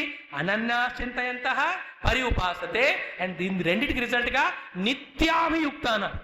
వాడు ఆల్ ద టైం వాళ్ళ యుక్తి అక్కడే ఉంటుంది. చూడు, మనం సౌత్ ఇండియాకి వెళ్ళినప్పుడు తమిళనాడు కానీ తిరుపతి కొన్ని టెంపుల్స్ చూస్తుంటాం, ఎంత విశాలంగా ఉన్నాయి. ఒక్కొక్క టెంపుల్ను చూస్తే దీన్ని కట్టడానికి ఎన్ని వేల మంది అయ్యారో అనిపిస్తుందా లేదా? ఎన్ని వేల మంది జన్మ మొత్తం వాళ్ళు ఉపయోగించారు. వాళ్ళ వయసులో 70-80 సంవత్సరాలు కేవలం ఆ పరమాత్మ మందిరాన్ని శిల్పాన్ని చెక్కడానికే. ఐ టెల్ యూ, వాళ్లకు ముక్తి లభించే ఉంటుంది. అది నిత్యాభియుక్తానం. నెలకోసారి, వారానికోసారి, ఎప్పుడో పండగకి ఏదో చలో లాగుతున్నారు, పిలుస్తున్నారు, తప్పదు కదా అన్నట్టు సత్యనారాయణ ప్రసాదం టైంకి వెళ్ళి వీళ్ళు భక్తులు అవుతారు కానీ భక్తులు ఎప్పుడు అవుతారు? భోక్తలు అవుతారు కానీ యోగులు ఎప్పుడు అవుతారు? భోగులు అవుతారు, యోగులు అవ్వరు. నిత్యాభియుక్తాన. వాళ్ళకి యోగక్షేమం అహం వహామి. వివేకానందుల వారు అంటారు, లాస్ట్ 12 సంవత్సరాలుగా నా నెక్స్ట్ మీన్స్ ఎక్కడో నాకు తెలీదు అంటాడు ఆయన. అంటే who is providing him? The same lord. Why? Because he is busy in spreading the name of the God. పరమాత్మ యొక్క మహిమను అంతగా చెప్తున్నాడు కనుక ఆయనకు కావాల్సినని పరమాత్మ ఇస్తున్నాడు. మనమేమిటి? పరమాత్మ నీ భక్తి నువ్వు చేసుకో, నా యోగక్షేమాలు నేను చూసుకుంటా. అలా కాకుండా when you involve in Sadhana he will take care. ఈ శ్లోకం చాలా గొప్పది. ఎన్నిసార్లు చాంటింగ్ చేస్తే అంత శరణాగతి పెరుగుతుంది అని చెప్పి ఏపీ అన్యదేవతా భక్తా 23 నుంచి మనకి 5 నిమిషాలు తీసుకుంటాను. 25వ శ్లోకం వరకు అన్యదేవతా భక్తా ఏదంటే శ్రద్ధయాన్విత తేపి మామేవ కౌంతే యజంతి. నన్ను వదిలి అంటే నేను అనే తత్వాన్ని వదిలి వేరే తమకు కావలసిన ప్రాఫిట్స్కి అనుగుణంగా వేరే దేవతలను వాళ్ళు అనుసరిస్తున్నా అది మళ్ళీ నాకే చేరుతుంది. ఆకాశాత్ పతితత్వయం అన యథాగచ్చతి సాగరం సర్వదేవ నమస్కారం కేశవం ప్రతిగచ్చతి అన్నట్టు ఏపి అన్యదేవతా భక్తా ఏదంతే శ్రద్ధయాన్విత తేపి మామేవ కౌంతే ఏదంతే అవిపూర్వకం. ఎందుకు ఇలా చెప్పకుండా ఏమవుతుంది, నిర్గుణమైన పరమాత్మలోను కృష్ణుల్లోనూ మనకు ఇష్టం లేకపోయి. ఓకే, మరి మనం చెప్తున్న పరమాత్మను మనం చేయలేకపోతున్నాం, ఎందుకంటే అనన్యంగా చేయమన్నాడు. మరి రెంటికి చెడ్డ రేవడవుతాం. కనుక ఇలాగా తత్వాన్ని జ్ఞానం చేయగలిగితే నువ్వు చెయ్యి. ఒకవేళ చేయకుంటే నువ్వేదో రాముడో కృష్ణుడో విగ్రహాన్ని పెట్టుకున్నావుగా, అది మాత్రం వదలకు కనీసం. లేకపోతే నైదర్ దిస్ నార్ దట్ అయిపోతుంది. ఏపి అన్యదేవతా భక్తా ఏదంతే శ్రద్ధయాన్విత తేపి మామేవ కౌంతే ఏదంతి అవిధి పూర్వకం. కాకపోతే అక్కడ విధి లేదు. ఎందుకు అవిధి అంటే తత్వం తెలియట్లేదుగా. విగ్రహ రూపంలో చూస్తే విగ్రహం అంతే రిజల్ట్ వస్తుంది. సర్వశక్తిమంతుడిగా పూజిస్తే ఆ విధంగా వస్తుంది. ఆల్రెడీ చెప్పాడు, ఏ యథామాం ప్రపద్యంతే తాన్ తథైవ భజామ్యహం. ఈ శ్లోకంలో మనకు వస్తుంది అది. సో ఇక్కడ కూడా అన్ని చెప్పి అహం హి సర్వయజ్ఞానాం భోక్తా చ ప్రభురేవచ నతు మాం అభిజానంతి తత్వేన అథ చ్యవంతి తే యాంతి దేవవ్రతా దేవాన్ పితॄన్ యాంతి పితృవ్రతాః భూతాని యాంతి భూతేజ్యాః యాంతి మధ్యాజినః అభిమాం. ఎందులో చెప్పాడుగా, దేవాన్ దేవయజో యాంతి మద్భక్త యాంతి మామపి అన్నట్టుగా ఎవరి పూజ చేస్తే వాళ్ళు అక్కడికే చేరుతారు, నన్ను పూజ చేస్తే నన్ను చేరుతారు. అంటే దీంట్లో రహస్యం ఏమిటి, నేను మీకు ఇచ్చిన శక్తులు అందరికీ సమానమే. మీ ముందు మీకు పరీక్ష పెట్టడానికి 2 లక్ష్యాలు పెట్టారు. ఒకటేమో టెంపరీ, ఒకటి పర్మనెంట్. మీకు చాయిస్ ఫ్రీడమ్ ఇచ్చారు. మీరు అది పొందితే అదే, ఇక్కడికి వస్తే ఇదే. అంటే అంతే శక్తులతో అంతే టైంలో అనంతమైన ఫలాన్ని పొందవచ్చు, శాశ్వతంగా సుఖాన్ని పొందవచ్చు, శాంతమైన ఫలాన్ని పొందవచ్చు, దుఃఖాన్ని పొందవచ్చు. కాబట్టి ఏం చేయాలో మీరు డిసైడ్ చేసుకోండి. అది చెప్పడం ఇక్కడ. అంటే దేవాన్ యజంతి మద్భక్త యాంతి మామపి. నువ్వు నా భక్తుడు అయితే నువ్వు నన్ను చేరుతావు, నన్ను చేరట్లేదంటే నువ్వు నా భక్తుడివి కాదు, ఇంకో చోట భక్తుడివి అని చెప్తూ ఈ యొక్క నెక్స్ట్ పోర్షన్లో నా భక్తి సుసుఖం కర్తం అన్నాడుగా. ఎంత సులభమో ఈ 20వ శ్లోకం కూడా one of the very quoted shloka. I will take 4-5 minutes, have to complete the chapter. Very sorry, సమయంలో ముగించలేకపోతున్నాం. బట్ మీరందరూ కరుణామయులు కనుక నాకు టైం ఇస్తున్నారు అనేది భావించొద్దు. ముఖ్యమైన శ్లోకం ఇది. పత్రం పుష్పం ఫలం తోయం యోమే భక్త్యా ప్రయచ్చతి తద్ అహం భక్త్యా ఉపహృతం అశ్నామి ప్రయతాత్మన. అంటే ప్రయత్నంతో ఎవరైతే నాకు పత్రమును సమర్పించిన రుక్మిణీదేవి కథ గుర్తుందా? ఇంకా అన్ని చెప్తూ పోతే టైం పడుతుంది. Rukmini and who is the other one? Satyabhama. Rukmini పరమభక్తికి ఎగ్జాంపుల్ అయితే సత్యభామ అహంకారానికి. మన డాడీ దగ్గర శమంతకమణి ఉంది, దాంట్లో రోజు 8 కిలోల బంగారం వస్తుంది, దాంతో నిన్ను కొనుక్కుంటా అంది ఆవిడ. నువ్వు కొలవగలవా? పరమాత్మని కొనగలవా? ఎంత బంగారం వేసినా ఆయన హాయిగా ఫ్లూట్ వాయిస్తూ వేరుశనగలు తింటూ ఉన్నాడు. అయిన తర్వాత ఏం చేసింది రుక్మిణీదేవి? కృష్ణార్పణం తులసీదళం తక్కువని గాల్లో ఎగిరాడు ఆయన. పత్రం అర్థమయ్యేదా? పుష్పం ఎవరు? ఉదాహరణ 2 ఫేమస్ ఎగ్జాంపుల్ పుష్పంతో. ఒకడేమో గజేంద్రుడు, పుండరీకుడు పుండరీకములో నుంచి పుండరీకమును తీసి పుండరీకాక్షుడికి సమర్పిస్తాడు. పుండరీకానికి 4 అర్థాలు ఉంటాయి. ఇంకోటి కర్కటే పూర్వ పన్గుణ్యాం తులసి కాన్నోద్భవం పాండే విశ్వంబరాం కూడా వందే శ్రీంగనాయకి అని. ఆ గోదాదేవి కూడా రోజు పుష్పమాలలు అర్పిస్తూ ఒకటైందా లేదా భగవంతుడితో చెప్పరే. ఇవన్నీ ఆ భావంతో చదువుకోవాలి. మీరేమో ఫినిష్ చేయమంటారు, ఏ ఫినిష్ అవుతున్నాయి కానీ ఆ భావమే రావట్లేదు. మరి ఎనివే మనకి ఎంత రాత ఉంటే అంత. పుష్పం. మూడవది ఫలం. అలా ఫలాన్ని అర్పించి ఎవరు? శబరిమాత కానీ చాలా మంది ఫలాన్ని ఇచ్చి తరించారు. Just fruit. అండ్ దెన్ తోయం. ఆ యొక్క కేవలం జలం రంతిదేవుడు లాంటి వాళ్ళు వీళ్ళందరూ కూడా కేవలం వాటర్ యు ఆఫర్. అంటే పరమ భక్తితో నువ్వు పత్ర పుష్పాలను అర్పించినా అది భక్తితో అర్పించాలి. ప్రయత్నపూర్వకంగా అర్పిస్తే ముందు వాటిని లాక్కుంటాను, తర్వాత నీ మనస్సును లాక్కుంటాను, తర్వాత నిన్ను కూడా నాలోకి లాక్కుంటాను అని పరమాత్మ చెబితే మనం ఆయనకి దొరకకుండా పత్ర పుష్పాలే అర్పిస్తూ ఒకరోజు వచ్చాక ఆ పత్ర పుష్పాలు కూడా కొరియర్లో పంపిస్తుంటాం. నాకు పోయే టైం లేక గుడికి ఎన్ని పూజలు ఈ కాలంలో ఆన్లైన్ చేయించుకుంటున్నావు లేదా? మన పూజలు ఆన్లైనే, మనకు ప్రసాదం ఆన్లైనే. అలాగే ఆరతిలో వాళ్ళు వీడియో తీసి చూపిస్తారు, ఇదిగోనైనా నమస్కారం చేసుకో. అంతా మెకానికల్. యు అండర్స్టాండ్ ద భావం దేర్. ప్రయత్నంతో మనం కించిత్ ఇచ్చినా ఆ ప్రయత్నంలో భక్తి కూడా ఉండాలి. అది ఆయన ఇక్కడ భక్తి అని ఈ ఒక్క శ్లోకంలోనే 2 సార్లు వచ్చింది శబ్దం. పత్రం పుష్పం ఫలంతో వ్యోమే భక్త్యా ప్రయచ్చతి తదహం భక్త్యా ఉపవృతం. Bring with the devotion. అందులో పవిత్రత, అందులో అన్నీ తీసుకొచ్చి ఆఫర్ చేస్తే ఆయన విగ్రహంగా కూడా కరిగి మనం ఆఫర్ చేసి తీసుకుంటాడు. ఓకే, ఇది స్థూల అర్థము. దీనికి వేదాంతంలో సూక్ష్మార్థాలు ఏముంటాయంటే పత్రము అంటే మనస్సు. ఎందుకు పతతి ఇది పత్రం కదా, అది పడుతుంది కనుక మన పతది అంటారు పత్రము. మరి మనస్సు కూడా మళ్ళీ మళ్ళీ దిగజారుతుందా లేదా? సో పత్రమును సమర్పించుట అంటే మనస్సును సమర్పించుట. పుష్పం అంటే వికసిస్తుంది కదా, రోజు భగవద్గీత క్లాస్కి వస్తే మన బుద్ధి వికసిస్తుందా లేదా? చెప్పరే, వికసించట్లేదా? నేను మీ గురించి నా గురించి అడుగుతున్నా. తో పుష్పముగా వికసించే బుద్ధి ఆయనకు అర్పించమని రెండవ సూక్ష్మార్థం. మూడవది ఫలం. ఏం చేసినా చేయకున్నా, పొందినా పొందకున్నా ఈ అహంకారం మాత్రం రోజు ఫలించట్లా? రోజు రోజు లాభవుతున్నావా లేదా? ఈ ఫలం అర్పించడం అంటే అహంకారం. అందుకే ఆ టెంకాయని కొడతారు దేవుడు ముందు. ఏదో సింపుల్గా అరటిపండు లాంటిది ఇవ్వచ్చుగా, టెంకాయ ఎందుకు కొట్టడం? అది అంత చప్పుడు చేస్తూ మన అహంకారం అంత స్ట్రాంగ్గా ఉంది కాబట్టి. ఫలం అంటే అహంకారమే. తర్వాత కంటిన్యూస్గా చంచలంగా పరిగెత్తుతూ ఉంటుంది నీళ్ల వలె. ఏమిటది? మన చిత్తమే కదా. కాబట్టి చిత్తమును సమర్పించడమే అక్కడ తోయం. అంటే ముందు పత్రపుష్ప ఫలం తోయాలిస్తూ మెల్లిమెల్లిగా ఇది సమర్పిస్తూ ఉంటే నేను అంతటా ఉన్న నీవు నీకు నేనుగా నాకు నీవుగా అర్థమవుతాం. ఇవి కేవలం అబ్స్ట్రాక్ట్ వర్డ్స్ కాదు, కొన్ని శబ్దాలను జోడించి అర్థం లేకుండా చెప్పే విషయాలు కాదు, ఇవంతా అనుభవమే అని చెప్పి ఆ తర్వాత శ్లోకంలో ముందు పత్రపుష్పాలు అర్పించు. 27లో నెక్స్ట్ స్టెప్లో కరోసి, ఏం చేసినా, ఏది అశ్నాసి, ఏం తిన్నా, ఏ జుహోసి, ఏ యజ్ఞాన్ని చేసినా, ఎద్ దదాసి, ఏం దానం చేసినా, ఎద్ తపస్ససి, ఎంత తపస్సు చేసినా, తత్ కురుష్వ, అది చేసి నాకు అర్పించు. నువ్వు చెయ్యని నాకు చెప్పకు, you do it and offer it to me. Then నీ యొక్క అర్పణ అండ్ భక్తి నెక్స్ట్ లెవెల్కి వెళ్ళిపోతాయి. అలా చేయగా ఏమవుతుంది? శుభాశుభ ఫలై ఏవం మోక్షసే కర్మబంధనై. తో శుభాశుభములు, పుణ్యపాపాలు, సుఖ దుఃఖాలు, వీటి నుంచి నువ్వు ఫ్రీ అయిపోయి సన్యాస యోగయుక్తాత్మ, సైమల్టేనియస్గా నువ్వు సన్యాసివి యోగి అవుతావు. ఫలాలు వదిలేసావు కనుక సన్యాసివి, కర్మలు చేస్తున్నావు ఉపాసన కనుక యోగివి అయి సన్యాస యోగ విముక్త, విముక్తుడివై నన్నే చేరుతావు అని చేసి మరి నీకు భక్తులై పత్రపుష్పాలు అర్పిస్తున్న వాళ్ళనే నువ్వు అనుగ్రహిస్తావా? అంటే మిగతా వాళ్ళని నువ్వు చేయవా? అంటే నువ్వు కూడా మిగతా వాళ్ళలాగే పార్షలేదా అనే ప్రశ్న వస్తుంది. దానికి ఆన్సర్ చెప్తున్నాడు, నో నో నో నో, సమోహం సర్వభూతేషు నమే ద్వేష్య అస్తి నమే ప్రియ. సూర్యుడికి అలా ఉందా? ఎవరికైనా కొందరంటే నాకు ద్వేషమని, కొందరంటే ప్రేమ అని లేదుగా. ఎవడు బయటకు వస్తాడో వాడికి సూర్యరశ్మి కలిగి హాయిగా డి విటమిన్ వస్తుంది, బాగుంటుంది చలికాలం. వాడు బెడ్రూమ్లోనే బెడ్ బాగ్ లాగా ఉన్నాడు, సూర్యుడు ఏం చేయగలడు? నమే ద్వేషోస్తున్న ప్రియ ఏ భజంతి తుమాం భక్త్యా మైతే తేషు చాపి అహం. అందరికి నేను సమానమే. ఇట్ ఈస్ న్యాచురల్ దట్ వాళ్ళు నా పట్ల భక్తి కలిగి ఉన్నారు కనుక ఎఫర్ట్లెస్గా వాళ్ళ వైపు నేను వెళ్ళగలుగుతున్నాను.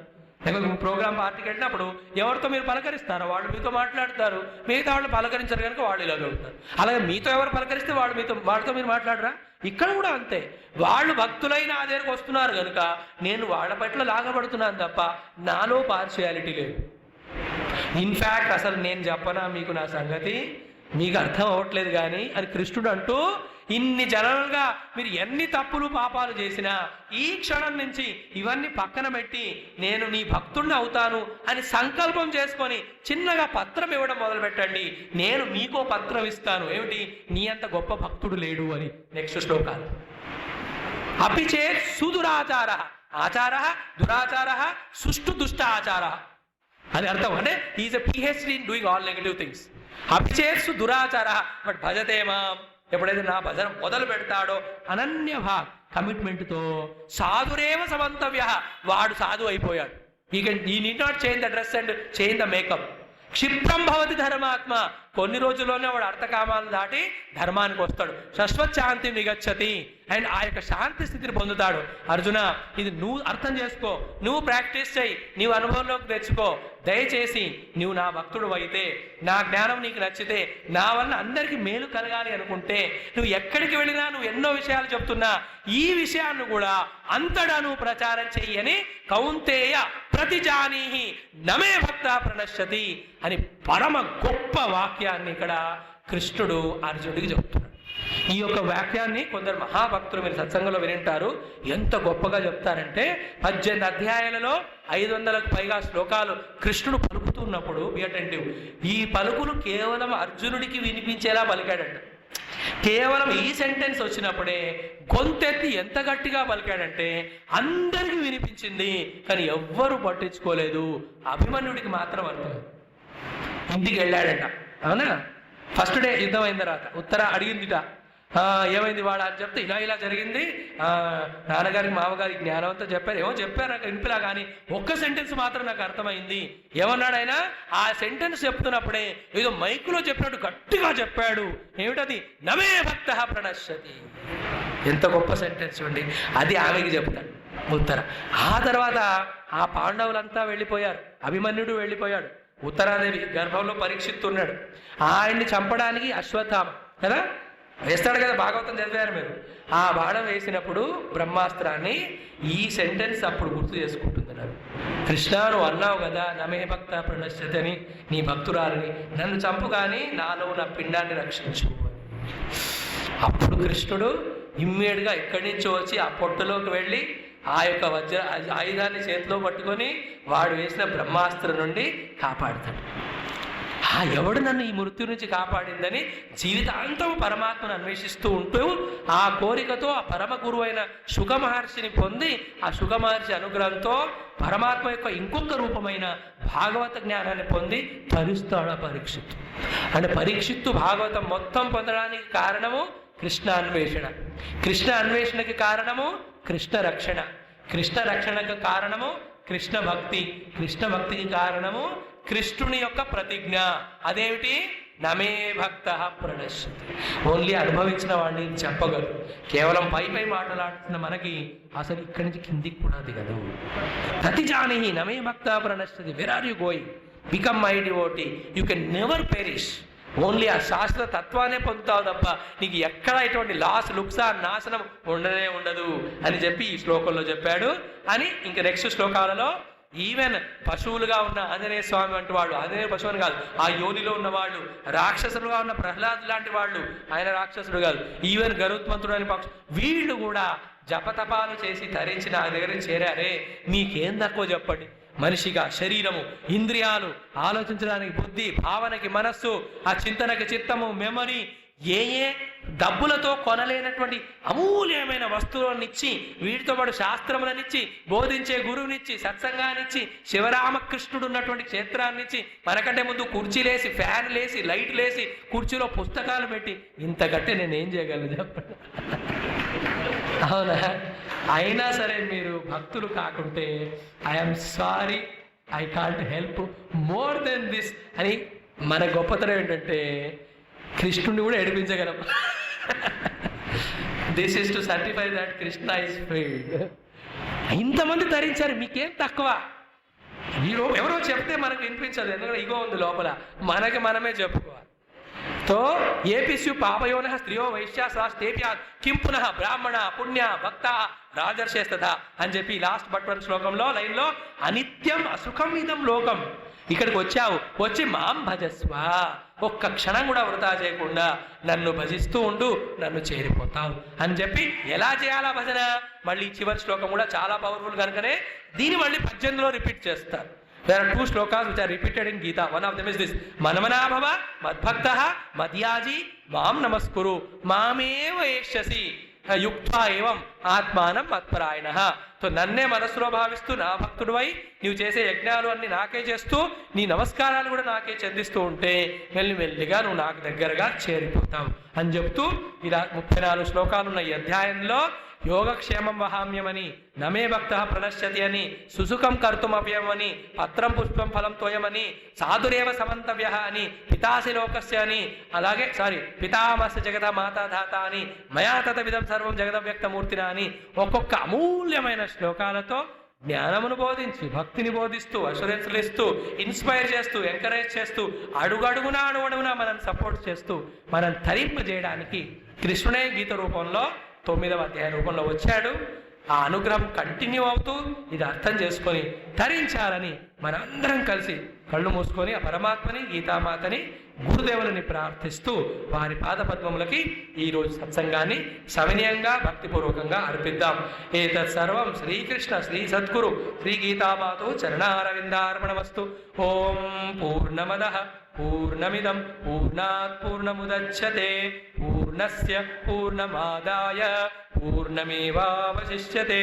ఓం శాంతి శాంతి శాంతి. హరి ఓం. శ్రీ గురుభ్యో నమః. హరి ఓం.